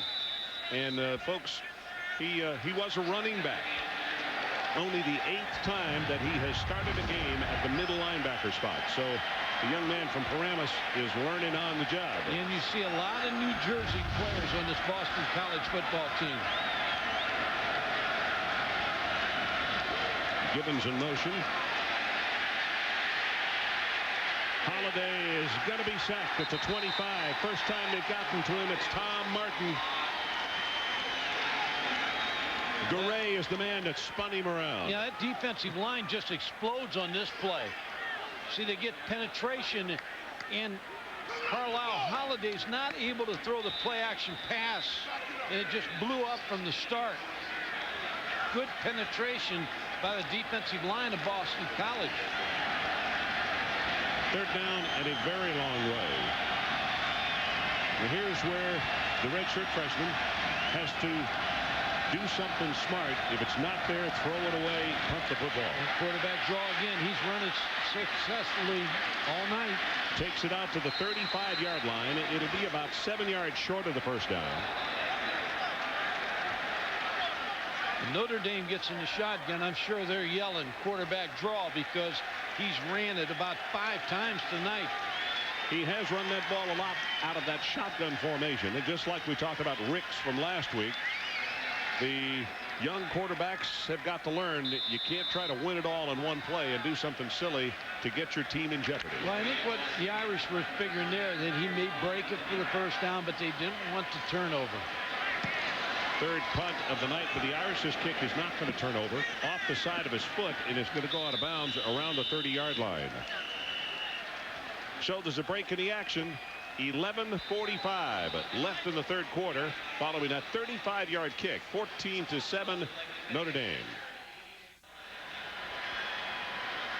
Frank Spaziani's showing the blocking schemes that Notre Dame's using, pulling the guards after they block down on one side, giving his team, defensive team, an adjustment. Notre Dame on the other side using their board. Well, it's a shotgun formation for St. Pierre and Boston College. Going to go long, got him open at the 45-yard line. William Green, and say goodbye again. 70 yards this time.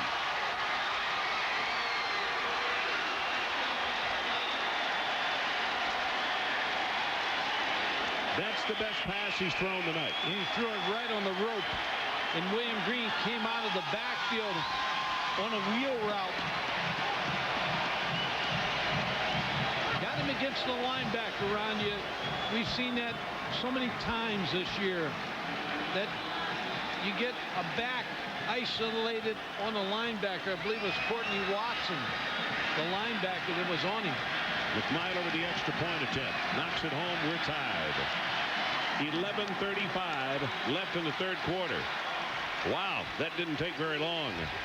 Now William Green, he runs the football, and he's going to come out of the backfield and run a wheel route on the outside. You talked about Brian St. Pierre throwing that ball on a rope. Courtney Watson, the linebacker, is not going to catch him. You remember what I said in the first half? If your pursuit angle is improper on this kid, he's by you. That's what just happened.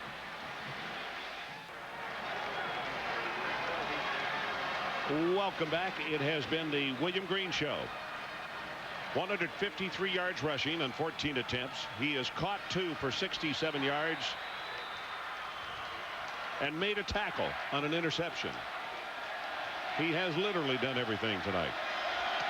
Here's the kickoff. Scortino, this one is very short. Picked up at the 18-yard line by Duff. And a short return. And now still some pushing and shoving.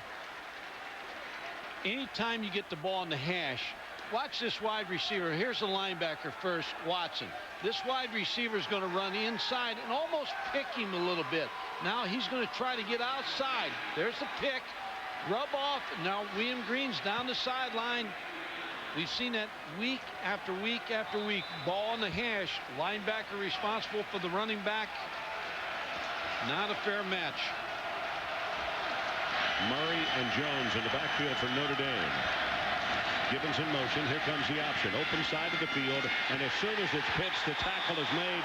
Lenny Walls. What a great play on Julius Jones. And let's check with the studio.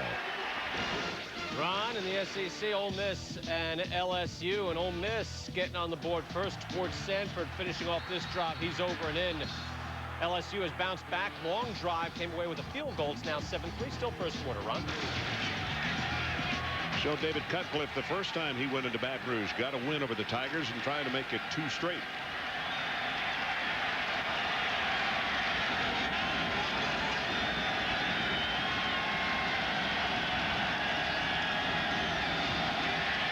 Holiday under pressure. They're going to sack him second time.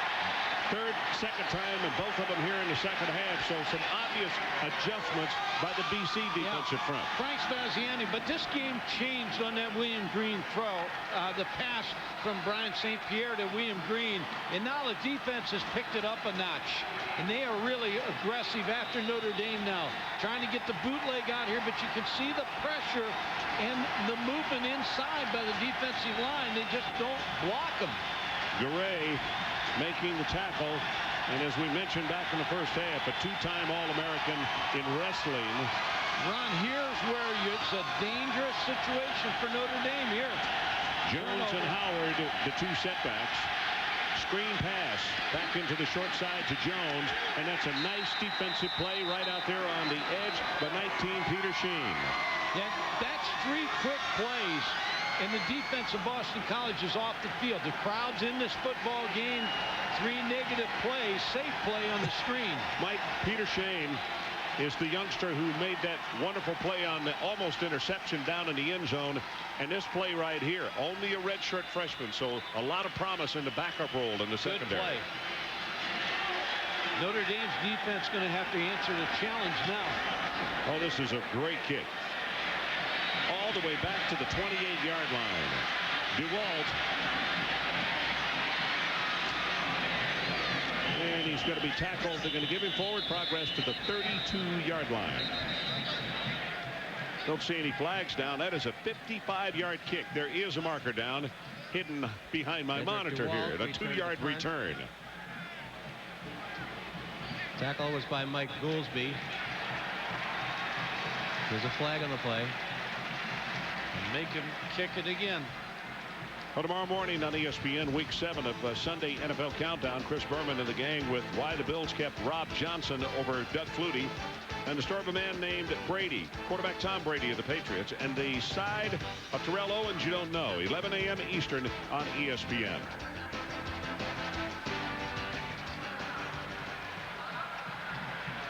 William Green. Just waiting for another chance to get on that field. I guarantee you, he's dying to get to football, because when he touches it, it's golden tonight. It is most of the time. But he wanted to put on a show against Notre Dame, and so far he has.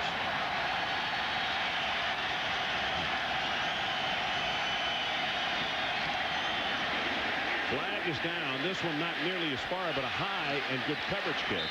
And a fair catch by DeWalt at the 49. So 39 yards on that kick.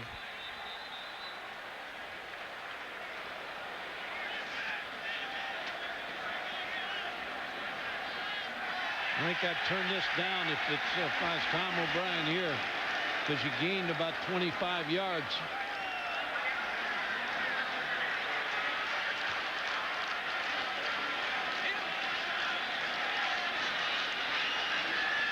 So they are going to turn down the penalty, and they will have field position inside Notre Dame territory at the 49-yard line.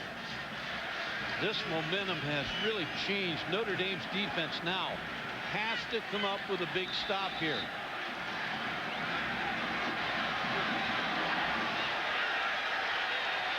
Two tight ends, Ryan and Missarelli. And they give it to Green right up the middle, and he spins for 2 yards, maybe 3. Anthony Weaver on the stop. Tonight's Aflac trivia question: behind Newt Rodney, what coach has the second best major college winning percentage of all time? That answer coming up later on.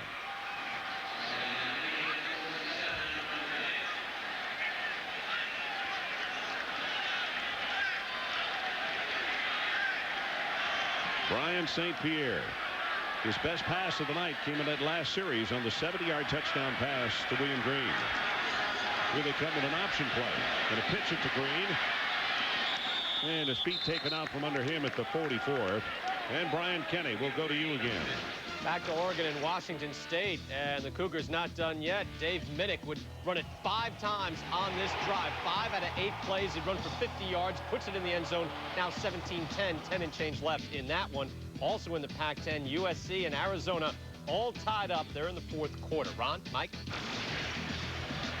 We're tied at 14 with 7:49 left to play in the 3rd quarter.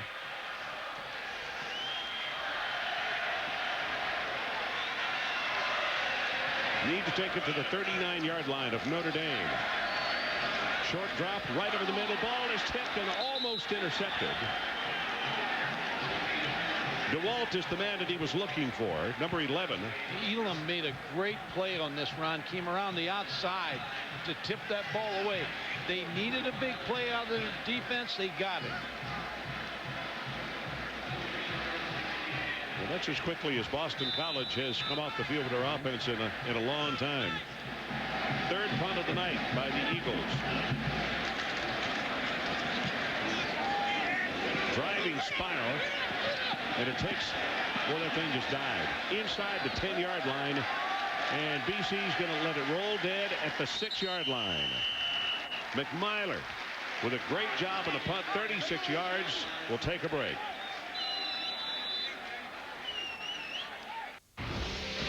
ESPN's presentation of primetime college football is brought to you by Tostitos Scoops, the Dip Lovers Chip, and by Nivea for Men Aftershave Balm. More evolved skincare. We are back, and the Irish take it over after a wonderful punt by McMyler. And he knocked it dead at the 6-yard line. Now, Mike, consider Notre Dame's offense has been 3 and out on their first 2 series of the second half. Yeah, they need something positive here.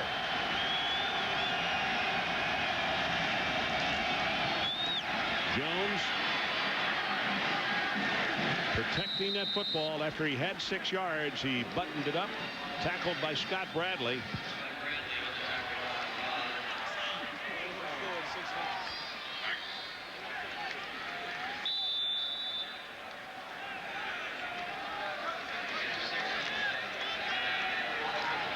Under 7 left, third quarter.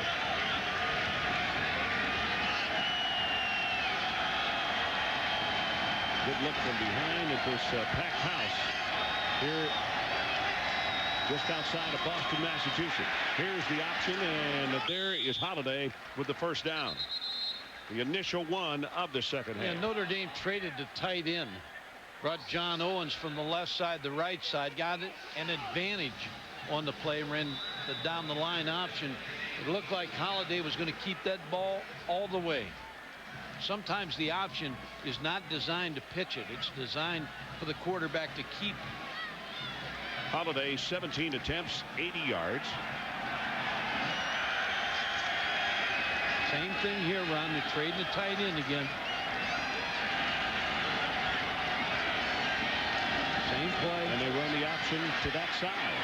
Jones on the pitch gets one good block, and then is going to be upended by number 9, Lenny Walls. By trading the tight end, you get a linebacker on the tight end. Maybe what they're looking for is the matchup of Scott Bradley. He's 6'1", 226, and they move the tight end over there. He's got the quarterback on the option. The pitch. See Battle out there on the outside doing a good job of taking his man out of the play. Former quarterback. Yep. You know, learned to play wide receiver, learned to block. He had a series of injuries, a broken leg among one of the several. And Jones not much doing here. Bradley comes over to make the hit on him. Bradley's been a busy guy tonight. Very hard worker. Coaches like his ethic. Very active linebacker, and you ask him to do a lot of things tonight, because anytime a team runs the option, linebackers get in specific areas where they got to take the quarterback. Sometimes they take the pitch. Third down, and they need actually 3½ yards. You need to take it to the 28½.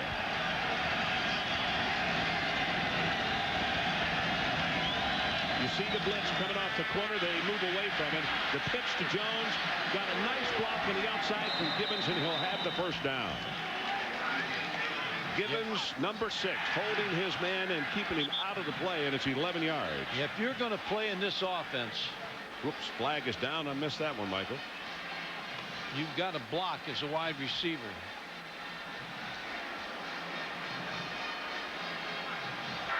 After the play was over, dead ball, personal foul, unnecessary roughness on the defense. 15-yard penalty. That's a third one. Two right at the end of the first half. Ron, we talked about wide receivers having to block fullback. Tom Lipinski also blocks. Here's the penalty. You always tell them they always catch the second guy, but Doug Goodwin. So the penalty stepped off. It takes it to the 49-yard line of Boston College. You just joined us. Tied at 14. Late going third quarter. Fullback gets the carry, and Lipinski is going to have the ball down just inside the 45-yard line. And when you run the option, people sometimes forget about the fullback. Lipinski shows you a tough runner heading up inside there. He's 250. Out of Hudson, Ohio. Your home state. Yeah, good football state.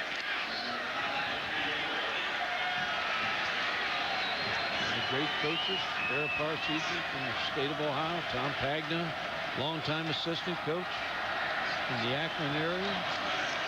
The option, he'll keep it. 40, 35, at the 30. And still going as a flag comes from deep downfield, and now here comes the second one. It's 27 yards in the carry. Romanowski finally making the tackle, and John Owens, the tight end, with an outstanding block on the play. He's done a great job on this option offense all evening. Talking about John Owens, the tight end.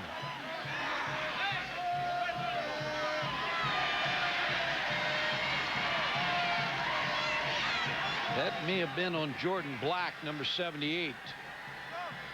Get everything sealed inside. Nice fake by Holiday, and then he shows you his strength. There's the block in the back. 78. But keep one thing in mind. This does not go back to previous spot, because the block happened well beyond the line of scrimmage, so that's where the penalty comes from. So they still moved the sticks. They just lost the 10 yards off the play. Good adjustments by Kevin Rogers and Bob Davie. You know, it's a game of chess with the defensive coordinator of Boston College, Frank Spaziani. Always trying to change your blocking schemes on this option. This really has been tonight. See the blitz off the corner, and he runs right into the blitz man. 54, Scott Bradley. Scotty continues to have a good performance tonight. Dropped this snap, I believe. He did, yep. Which then takes all the timing off the option. With a lot of poise for the young quarterback. Yeah, he really took that in stride. He's over 100 yards now rushing. And the thing that Notre Dame continues to do as they did in the first half. Look at time of possession. Like we're going under 3 minutes to play third quarter. And that interception he threw was not his fault. Gibbons in motion. They get it to him, and he's tackled immediately just shy of the 20-yard line. And Brian Kenny will check with you again. Ron, 4 previously unbeaten teams of 2 more now trailing. Here, BYU against San Diego State. Larry Ned going over 3,000 yards in his career. That's good for a touchdown. San Diego State leading unbeaten BYU. San Diego State, what was it, 2 weeks ago, went into Columbus and played Ohio State. That's too early to count BYU out. You're right. 10th play of the drive. This started at the 6-yard line of Notre Dame after that outstanding punt. Back into the boundary with the option play. Missed by the first man, Guthrie, and then finished off by Garay. But now some of the leaders on that defense are really stepping forward. Garay, Bradley's had a great night. Goodwin, and they needed a big defensive play. And they got it. And they got it. We talk about defensive lines dominating the play. Boston College came up big on that one. The field goals have been adventures tonight. Both teams. 42 yards on this attempt by Senna.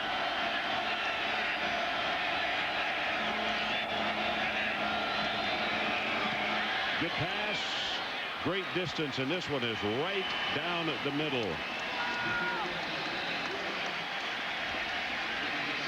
So 90 seconds left in the third quarter.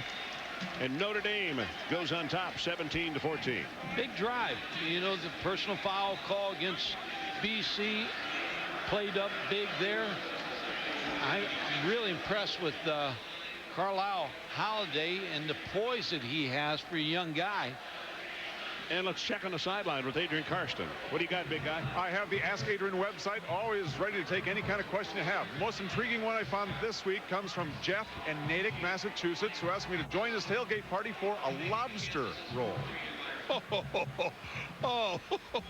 Based a tailgate here in the parking lot just north of the stadium with an item that you're not going to find at any concession stand here or in South Bend. This is a lobster roll, unique to New England, mainly Boston. Mainly being the operative word, because you need Maine lobster. A little bit of mayonnaise, some celery, all wrapped inside of a hot dog bun, guaranteed to be good.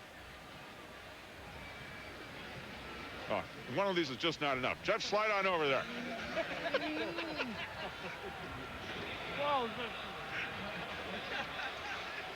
Having had many meals with Adrian on the roll, one is never enough. And that guy's not going to win that battle with Adrian. 17-14. The Irish on top, and it's Seta who prepares to kick off. Burke and Camella, the two deep men for the Eagles. And this is Burke. He's got an Oklahoma closed up. For a moment there, it looked as though he had a huge opening at the 20-yard line, but they came and closed it up quickly. The answer to tonight's Aflac trivia question: behind Newt Rodney, what coach has the second best major college winning percentage of all time? Well, it is Frank Leahy. Almost 87%. 20-2 here at Boston College. 87, 11-9 at Notre Dame. I'd say that's pretty good.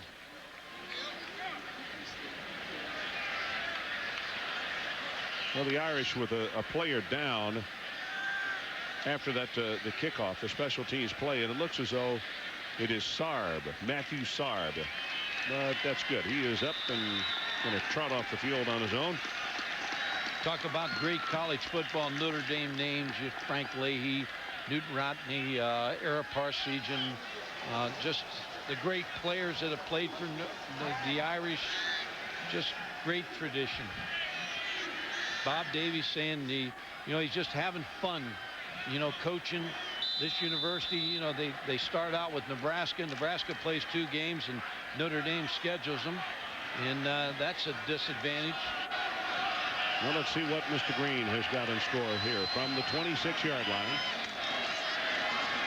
Green off the right side and trying to break away from Harrison, who was holding on for dear life, and then very quickly got some more help from some friends, but they needed it. Look at the arms on William Green. Now, Mike was talking about they're trying to grab the ball away from him, but he is at 215, and he is a very strong young guy. Terrific acceleration, and you better not try to arm tackle him as he goes by.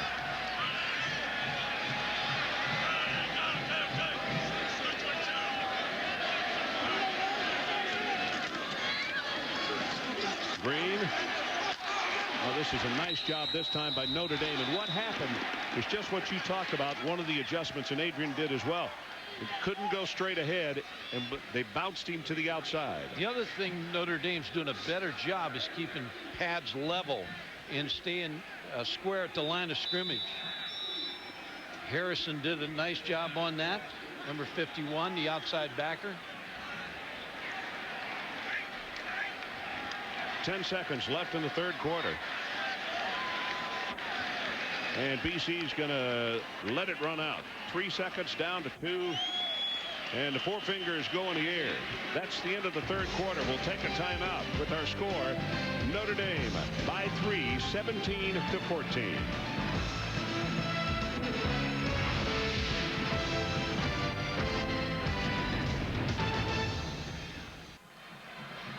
(17-14) Notre Dame leading Boston College as we open this fourth quarter. And a scrimmage with a third down. And the ball at the 32-yard line. They need to take it out to the 36. It's DeWalt in motion. Pass is caught by Ryan. Hey, tell me something. I thought DeWalt is the man they wanted to get it to, and that Ryan probably was the secondary. It was a 3-level pattern, and Sean Ryan was the second level. And you're going to bring DeWalt short across. Ryan comes up, but I like the way he caught the football. He stopped, used his body against Donald Dykes to shield him away, and made the catch. That was a big play. First time they have made a third down the second half. That was Earl with the tackle. But on first down, here comes Green. Big opening. Green knocked off his feet at the 38-yard line, but not before he had scampered for 18 yards. And ESPN Game Track, the man who just carried the football, William Green, this was a play on a first down from the 30-yard line, and he goes 70 yards to go along with a 71-yard touchdown run in the first half. And Holiday for Notre Dame, 74 passing yards, 2 touchdowns, and rushing over 100.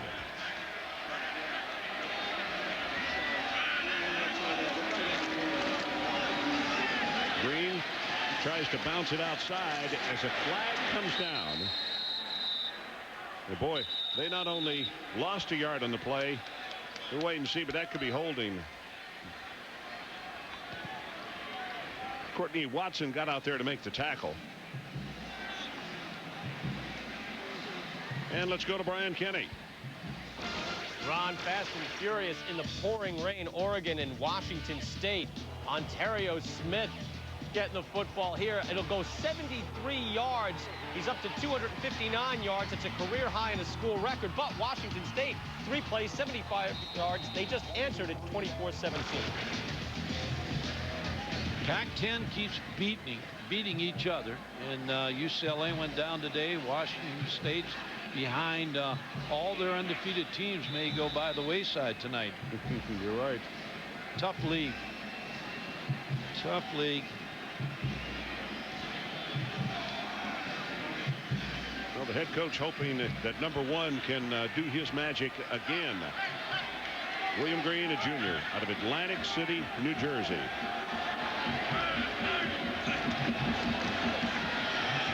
BC wants to throw. They got single coverage. Caught by DeWalt.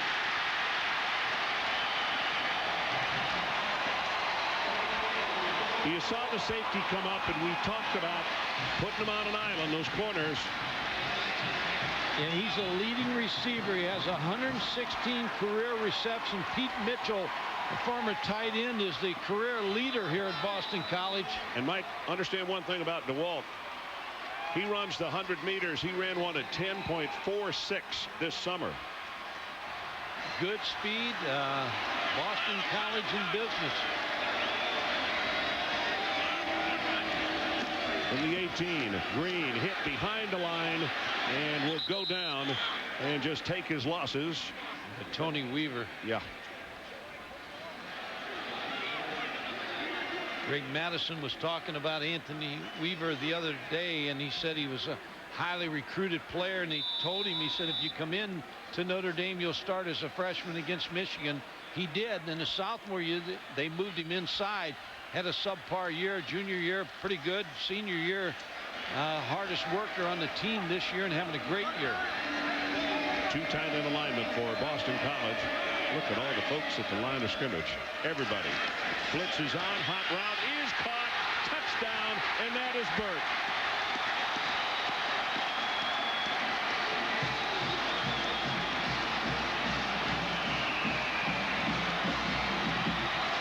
St. Pierre in the second half has thrown the ball very, very accurately. Ron, you know who came up with a big play on that? You're right, St. Pierre threw a ball. William Green made a block on that play because they had the blitz coming on and really did a good job with the block. McMiner with the extra point attempt. He's got it. And Boston College goes back on top. 12 minutes, 32 seconds left in our ball game. And the new score, the Eagles 21 and Notre Dame 17. Here's the block by William Green. The blitz is on. He steps up, meets Notre Dame linebacker. The pass is off. Touchdown, BC. Burt into the end zone for the score.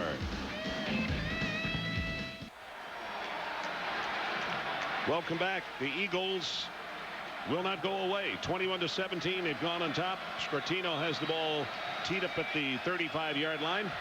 And Gibbons, one of the deep men, along with Duff for Notre Dame. And the ball blows off the tee. Here's Gibbons. We credit Dana Bible, the offensive coordinator, for a very good call against Notre Dame.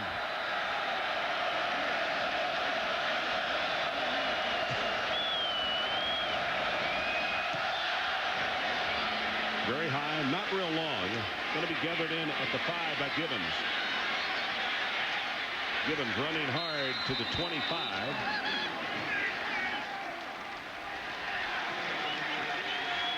We're coming up after the game, Sports Center with Bill Pito and John Anderson. Game 1, World Series. And game of the 21st century, Oklahoma, Nebraska. Stunning Saturday upsets in college football. And more in the making out on the coast. Ron Franklin, Mike Gottfried, Adrian Karsten coming to you from Chestnut Hill, just outside of Boston, Massachusetts. Terrence Howard is the tailback for Notre Dame on this try.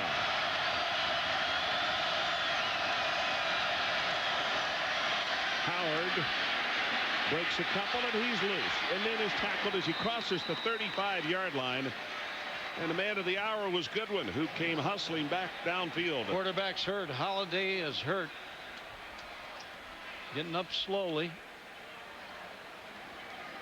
But Howard shows you as a running back why Bob Davies still really wants to keep him in the action.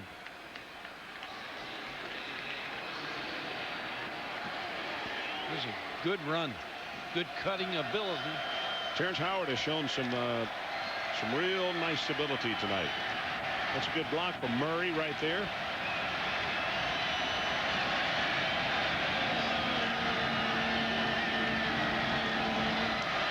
Pitch for the reverse. It's Gibbons. And he's going to throw. And it is caught by Hunter.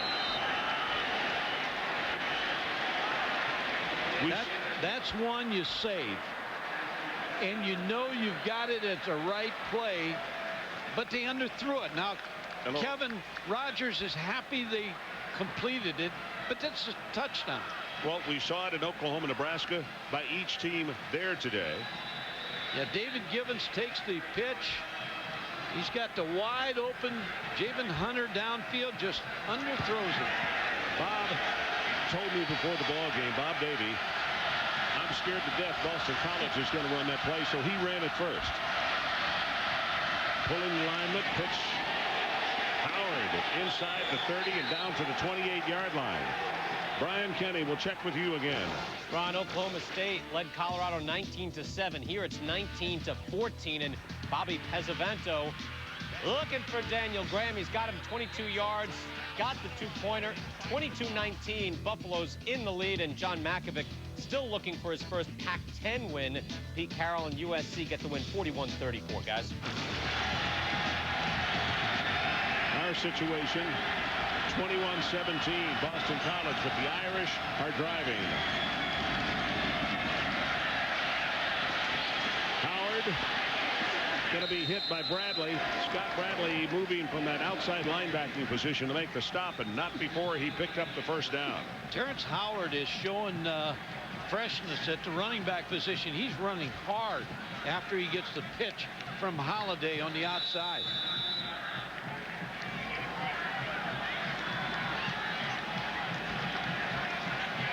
Terrence over on the sideline. He's been impressive tonight.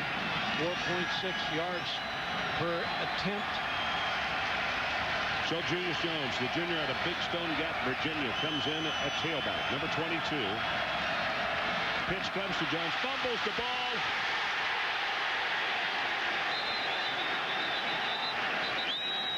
BC says they have it, and the officials say they have it.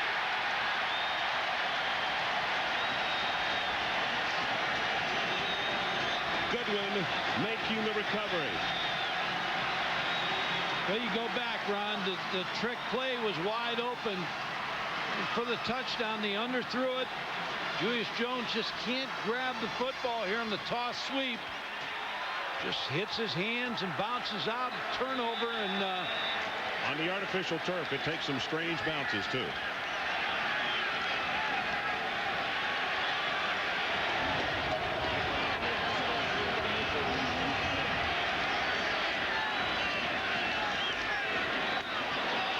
Green hemmed in. Going to be hit behind the line of scrimmage, and they'll say he loses a yard and a half. Tony Weaver made the tackle. Yeah, William Green has done everything tonight to try to sink the Irish. Here he breaks away in a short yardage play into the secondary for a touchdown. Catches a touchdown pass against the linebacker. Big block here that allows Brian St. Pierre to hit the touchdown pass. So he does it all. He's a complete back. After an interception was thrown, he made a tackle. Now they split him this time, and they're trying to get somebody out there on him. He was uncovered briefly. Looking to throw deep, and that is going to be incomplete. I'll make a point.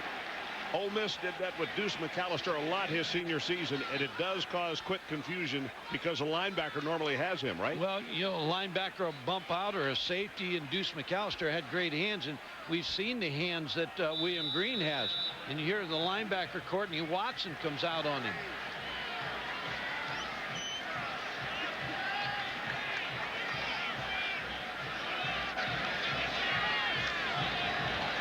Well, Burke and Ryan were very close to each other, which brought a crowd together, but the pass was misthrown anyway. Third down. Here's Green right here. He's a good pass receiver. They release him right here. Got the pass incomplete, and here comes a flag. It's Donald Dykes working against Sean Ryan. So you got a third down and 11. You have got them stopped, and you come up with a pass interference. It's a ball club that's made some mistakes tonight. Fumbles.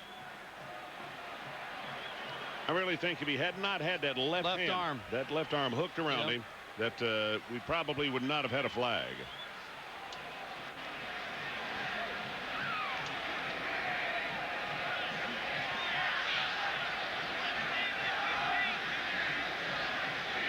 Bob Davie obviously frustrated as the officials continue to converse on where the penalty is going to take the new line of scrimmage to. Pass interference on a defense. Spot foul. Automatic. First down.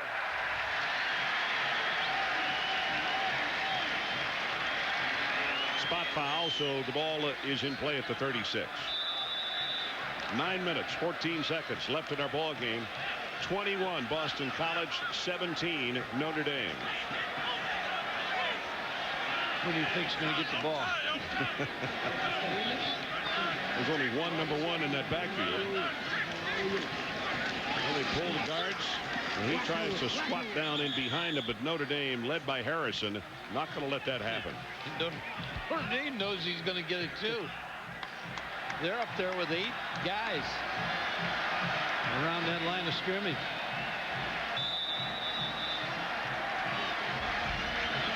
Greg Madison trying to get a stop here, get the ball back in the hands of his offense.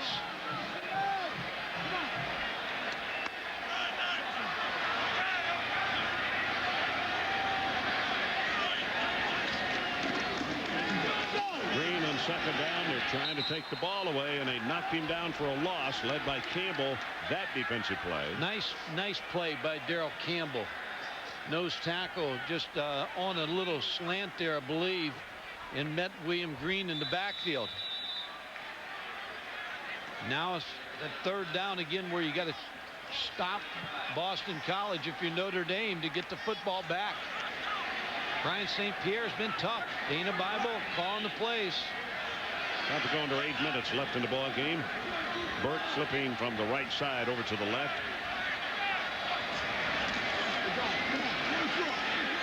St. Pierre caught. That's Reed. Ryan Reed may have made the catch of the day. Now the other official comes over and says He dropped the ball. I was going to say, Ron, that ball hit the ground, I believe. The one official on the play said yes, and then that's the reason you got the whole group. Here Ryan Reed with great hands going up for the football. Yeah.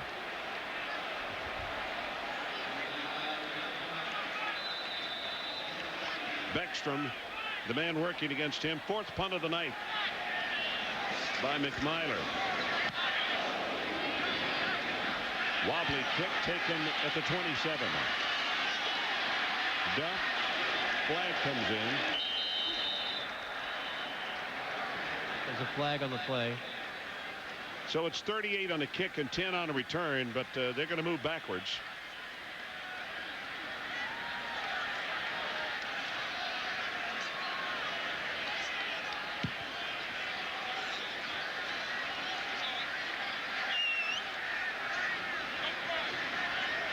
Seen a lot of officials tonight. I want to say Jerry Brown, Conference USA, September 29th, had a heart attack in that game. It was a side block. No flag. East Carolina and Syracuse. He's back to work. So good That's news. good news. That is good news. We'll take a break. 7:38 left in our ball game. BC still leads. Welcome back. Boston College 21-17. You can see just over 7 minutes left in our ball game. And it is at this time that Notre Dame's got to make something happen offensively and get it in the end zone.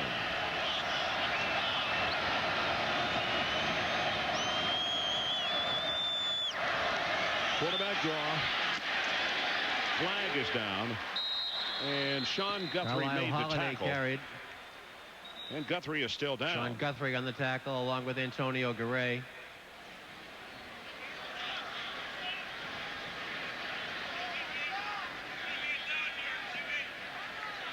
It'll be offside, I believe, Ron. Brian Kenny, let's go to you again. Ron, Washington State in the final seconds trying to tie it up against Oregon. You see the score 24-17. Final seconds. Jason Gesser in the air. Oh, David Moretti almost picked it off. 2 seconds left. One more play. Gesser again in the air. Wesley Mallard bats it away. And another unbeaten team takes a loss. 5 of 8 so far today.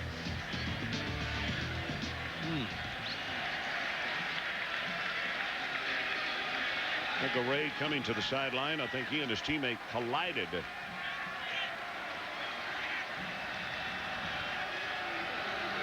Yep. Headgear to headgear. Garay and Guthrie.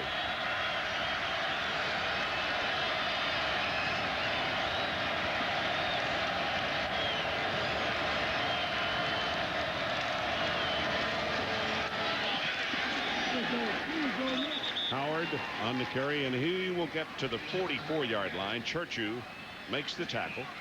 Also Bassett helping out.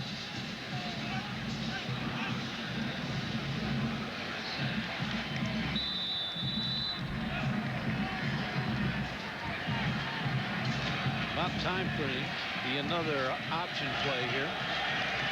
Looking at the wide side of the field to the right. And there goes the tight end flipping to that side, Mike. Looks like you're exactly right.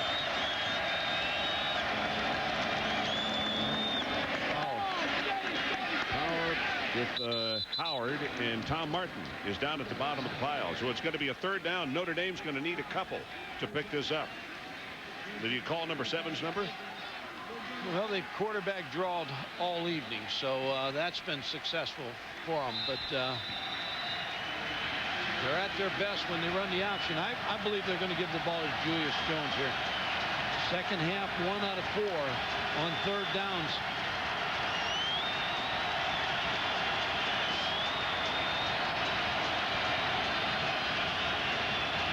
Third down and 2. Linebackers coming to blitz. There is the option. The ball is pitched and Jones is loose. He will have the 1st down.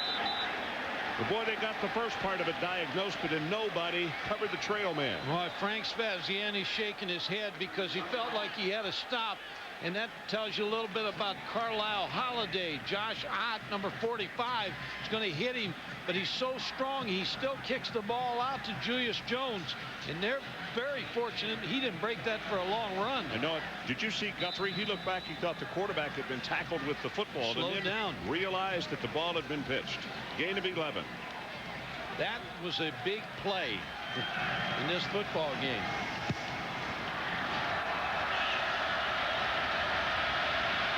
Owens, the tight end, comes over to the left side.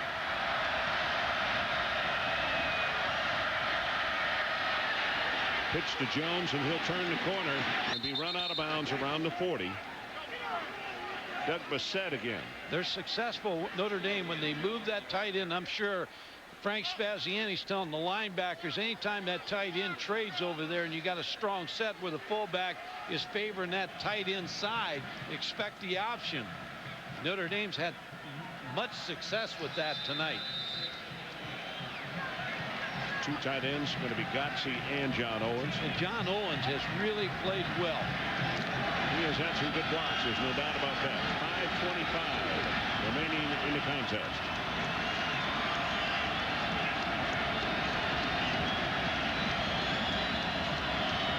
Pitch to Jones, wants to throw it, looking for Gibbons. Gibbons has his step, and pass interference is going to be called on number 9, Wells.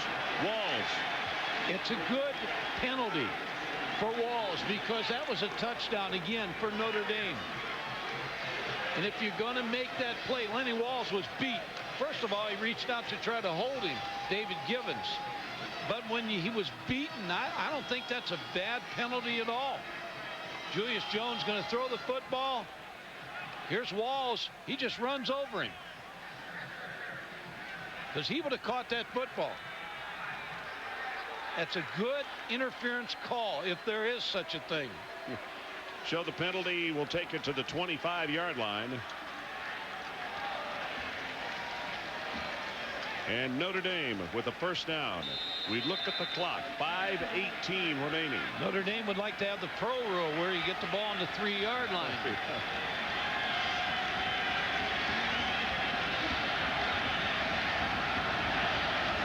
This is why they run the option now. Now the fullback's not set offset, so maybe it's going to be something different.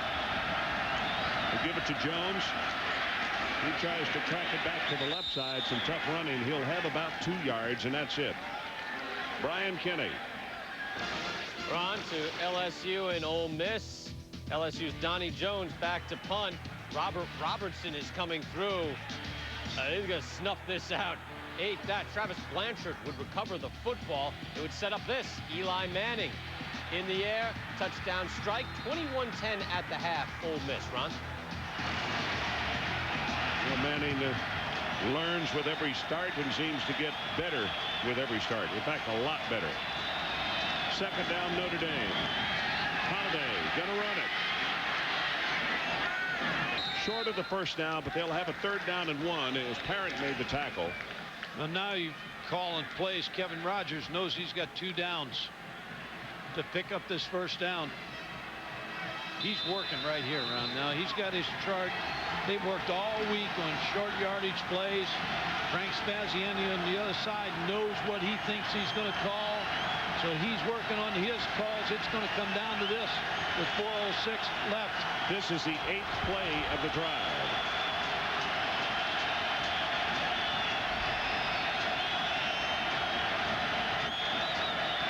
Howard in motion. They give it to Jones. What a hit by Churchill. Vinny Churchill, the junior out of Paramus, New Jersey, smelled it out, and now it's a 4th down, and they got more than 1 to pick up. Yeah, now you probably are looking at the option here. Churchill did a nice job of running through behind the offensive lineman, Sean Mahan, number 79. You see him pull, and Churchill runs right behind him. So here's the situation. Clock runs. 3 minutes and 20 seconds left in the ball game. BC on top by 4, and it's 4th down. You see how far they have to go.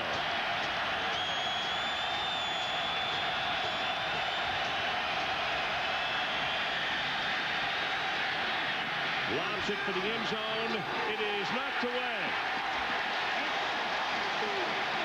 Bissett knocks the ball away, and BC takes over on downs. Well covered, Ron. Boston College was covering Gary Godsey, the tight end. So let's take a timeout. 3:04 left in the ball game. Boston College has the ball again, and they lead by 4.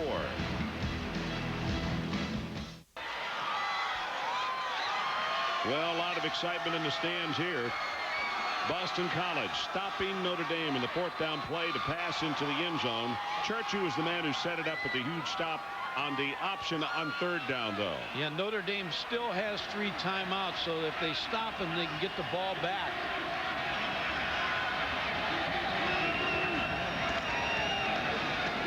Green gets by 1 tackler, takes it out over the 20-yard line, and was stopped by Earl, and a timeout is called.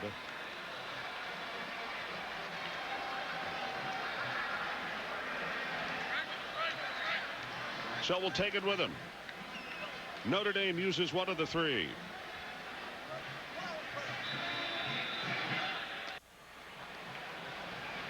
So 2 minutes 56 seconds. That's what Boston College has to get off the clock. But as Mike pointed out, Notre Dame still has 2 timeouts left. And the big job of the Irish right now is to get a stop and not allow them another set of downs. Stop William Green.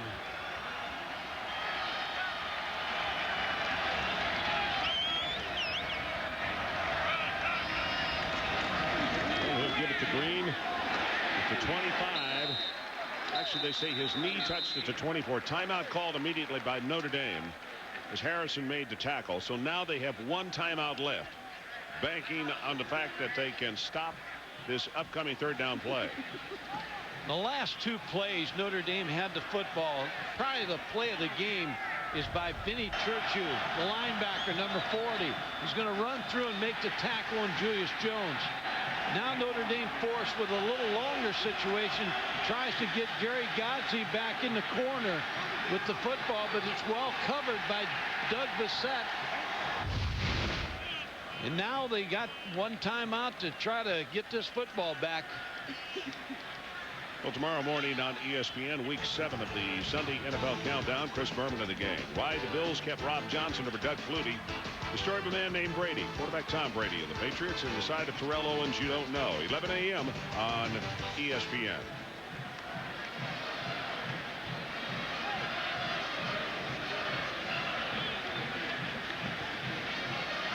What the quarterback Brian St. Pierre is going to tell this offensive line is this game's over.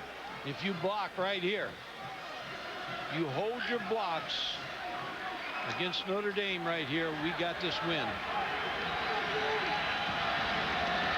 2 tight ends, high formation. The ball out of the bottom of your screen, and it's Green right up the middle, has the first down and has more.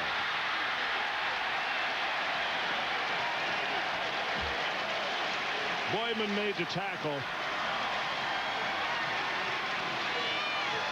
I'll tell you, 17 yards in the play. This kid's not an All-American. No. Yeah, I agree with you. And the offensive line, Ron, you got to give credit to them. And Dana Bible, the offensive coordinator, just gave the ball to William Green when they needed it most.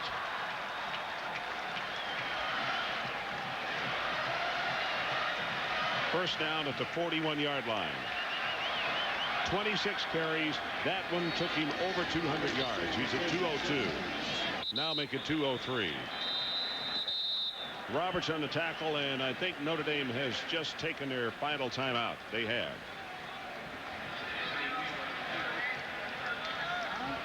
So there are the numbers on Green. I'm sorry. Yeah, we talked about Dana Bible and Tom O'Brien, the head coach, said if he can get to 150, we got a chance to win this football game. Well, he's 203, but they forgot he made big blocks. He caught passes, touchdown pass. So it's been the William Green show.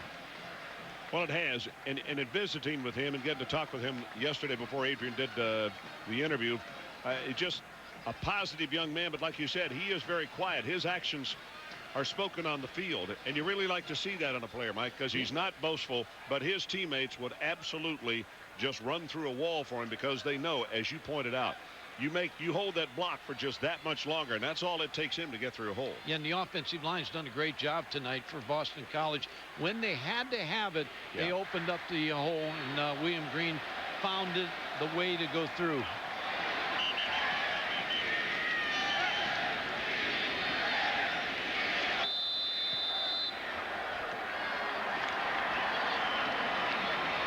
So Boston College has to run 2 minutes and 14 seconds off the clock, and the victory is theirs, and Notre Dame cannot stop the clock.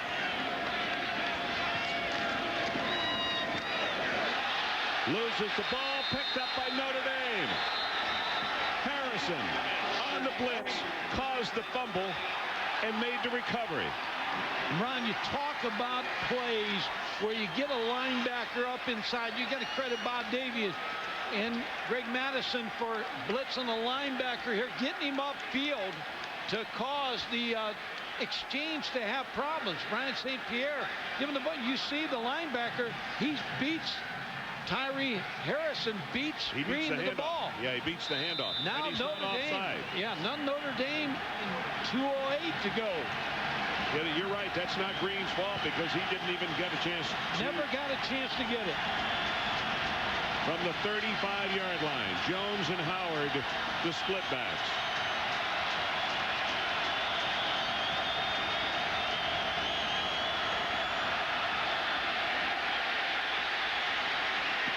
Going to run it, running for the sideline. He didn't get there. That's Josh Ott. Now Carlisle Halliday's got to beat Boston College. And he's injured with his arm. And he, I think, has hurt that knee.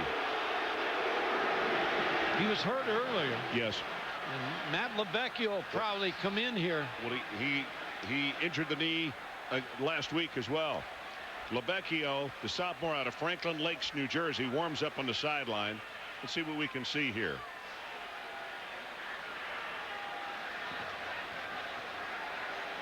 Turf, hard. Yep. We walked on it yesterday. I just banged his knee on the turf. It rolled up. The tackler rolled up on him, on that knee. And Matt LeVecchio is going to get a chance to come in here as a relief pitcher.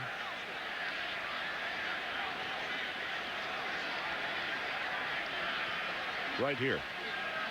Watch Ott as he makes the tackle. His body is going to roll up on the leg right there, not allowing that ankle and the bottom part of the leg to continue the rotation with the rest of the leg. And you could see he was grabbing the knee. And he's hurt. Yep. A great performance tonight. The young quarterback.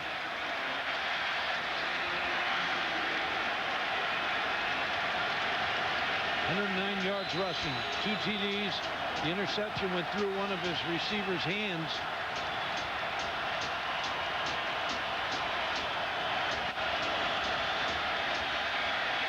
LeVecchio too far on the pass. It's going to be 3rd down. Hunter is the man he was looking for. And he was open. Matt LeVecchio, tough coming off the bench. You stand over there the whole ball game, cool night, and then you expect to come in here. But that's why guys come off the bench and make names for themselves. Holiday in the sideline being attended to, and you can see something that's very tender about that knee as he jumped a couple of times in the area that he is injured in when it was touched. Screen into the boundary. Jones, no place to go. It's going to be a 4th down, and they're going to have a long way to go. Sean is the man who comes over to make the tackle, and they will say that the line of scrimmage is the 32, just outside the 32, and they need to take it to the 25-yard line to keep alive in this ball game. 1:33 showing on the clock. Ron Javen Hunter, number 21, has 28 catches coming into this football game tonight. He's up the top of the screen right here.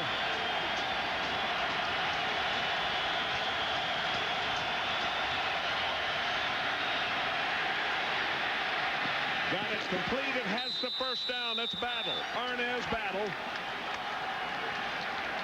Notre Dame saying they're not out of it yet. Good for 9 yards in the play. And the clock stops with 1:26 remaining. Jabin Hunter is going to clear out right here. Arnaz Battle is going to come underneath, but Matt LaVecchio really makes it by buying a little time. Goodwin with great pressure on the play, but he couldn't force the issue enough. On first down, pressure from the linebacker. Pass is caught, but shy of the 20-yard line. Again, good pressure by Garay, number 85.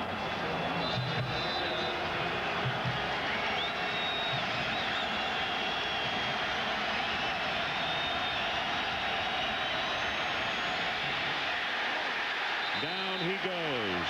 It will be third down, Notre Dame. Trying to quarterback draw, but Matt LaVecchio didn't wait long enough at home think to set that up. Garay again. Yeah, he saw it and he felt it and he rolled inside to make the tackle.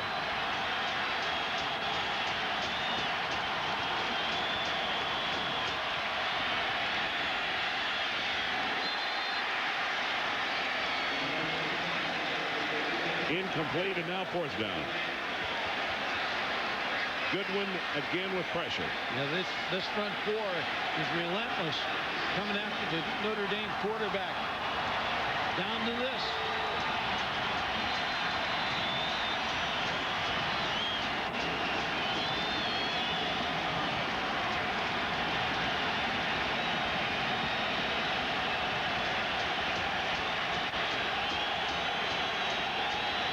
Fourth down. They roll the pocket. Under pressure. He's got to be sacked by Guthrie.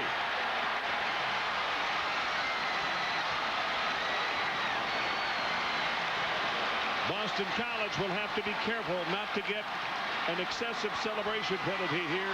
But for all intent and purposes, this one is over. All he's got to do is take a knee. And Boston College will get the win over the Notre Dame Fighting Irish. Talked about the strength of Boston College's defense. Frank Spaziani's, Sean Guthrie, 99, Garay, Goodwin, Martin, the front four really came to play in this last series. St. Pierre will take a knee, and Boston College will go to 6-2, and Notre Dame will fall to 3-4. Crowd is going to count it off for you. 20, 19, 10. The team is on the field and starting the celebration already.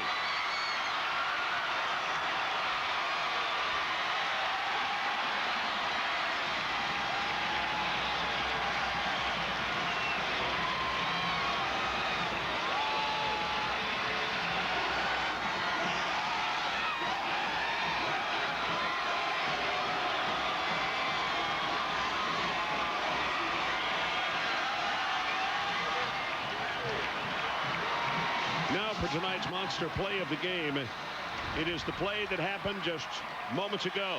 Sean Guthrie not going to be denied here. Big number 99, the senior out of Miami, comes in and gets the sack.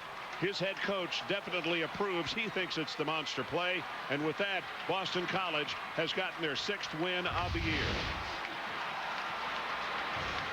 Final score, Boston College 21, Notre Dame 17. Coming up next at Sports Center. And for final stats, quotes, and a complete summary of this ball game, log on to ESPN.com, your home for college football on the internet. For Mike Gottfried and Adrian Karsten and our entire crew, I'm Ron Franklin. This has been a presentation of ESPN, the worldwide leader in sports. So win number 6 coming for Boston College, and a coming out party of sorts for William Green over 200 yards. Good night from Boston.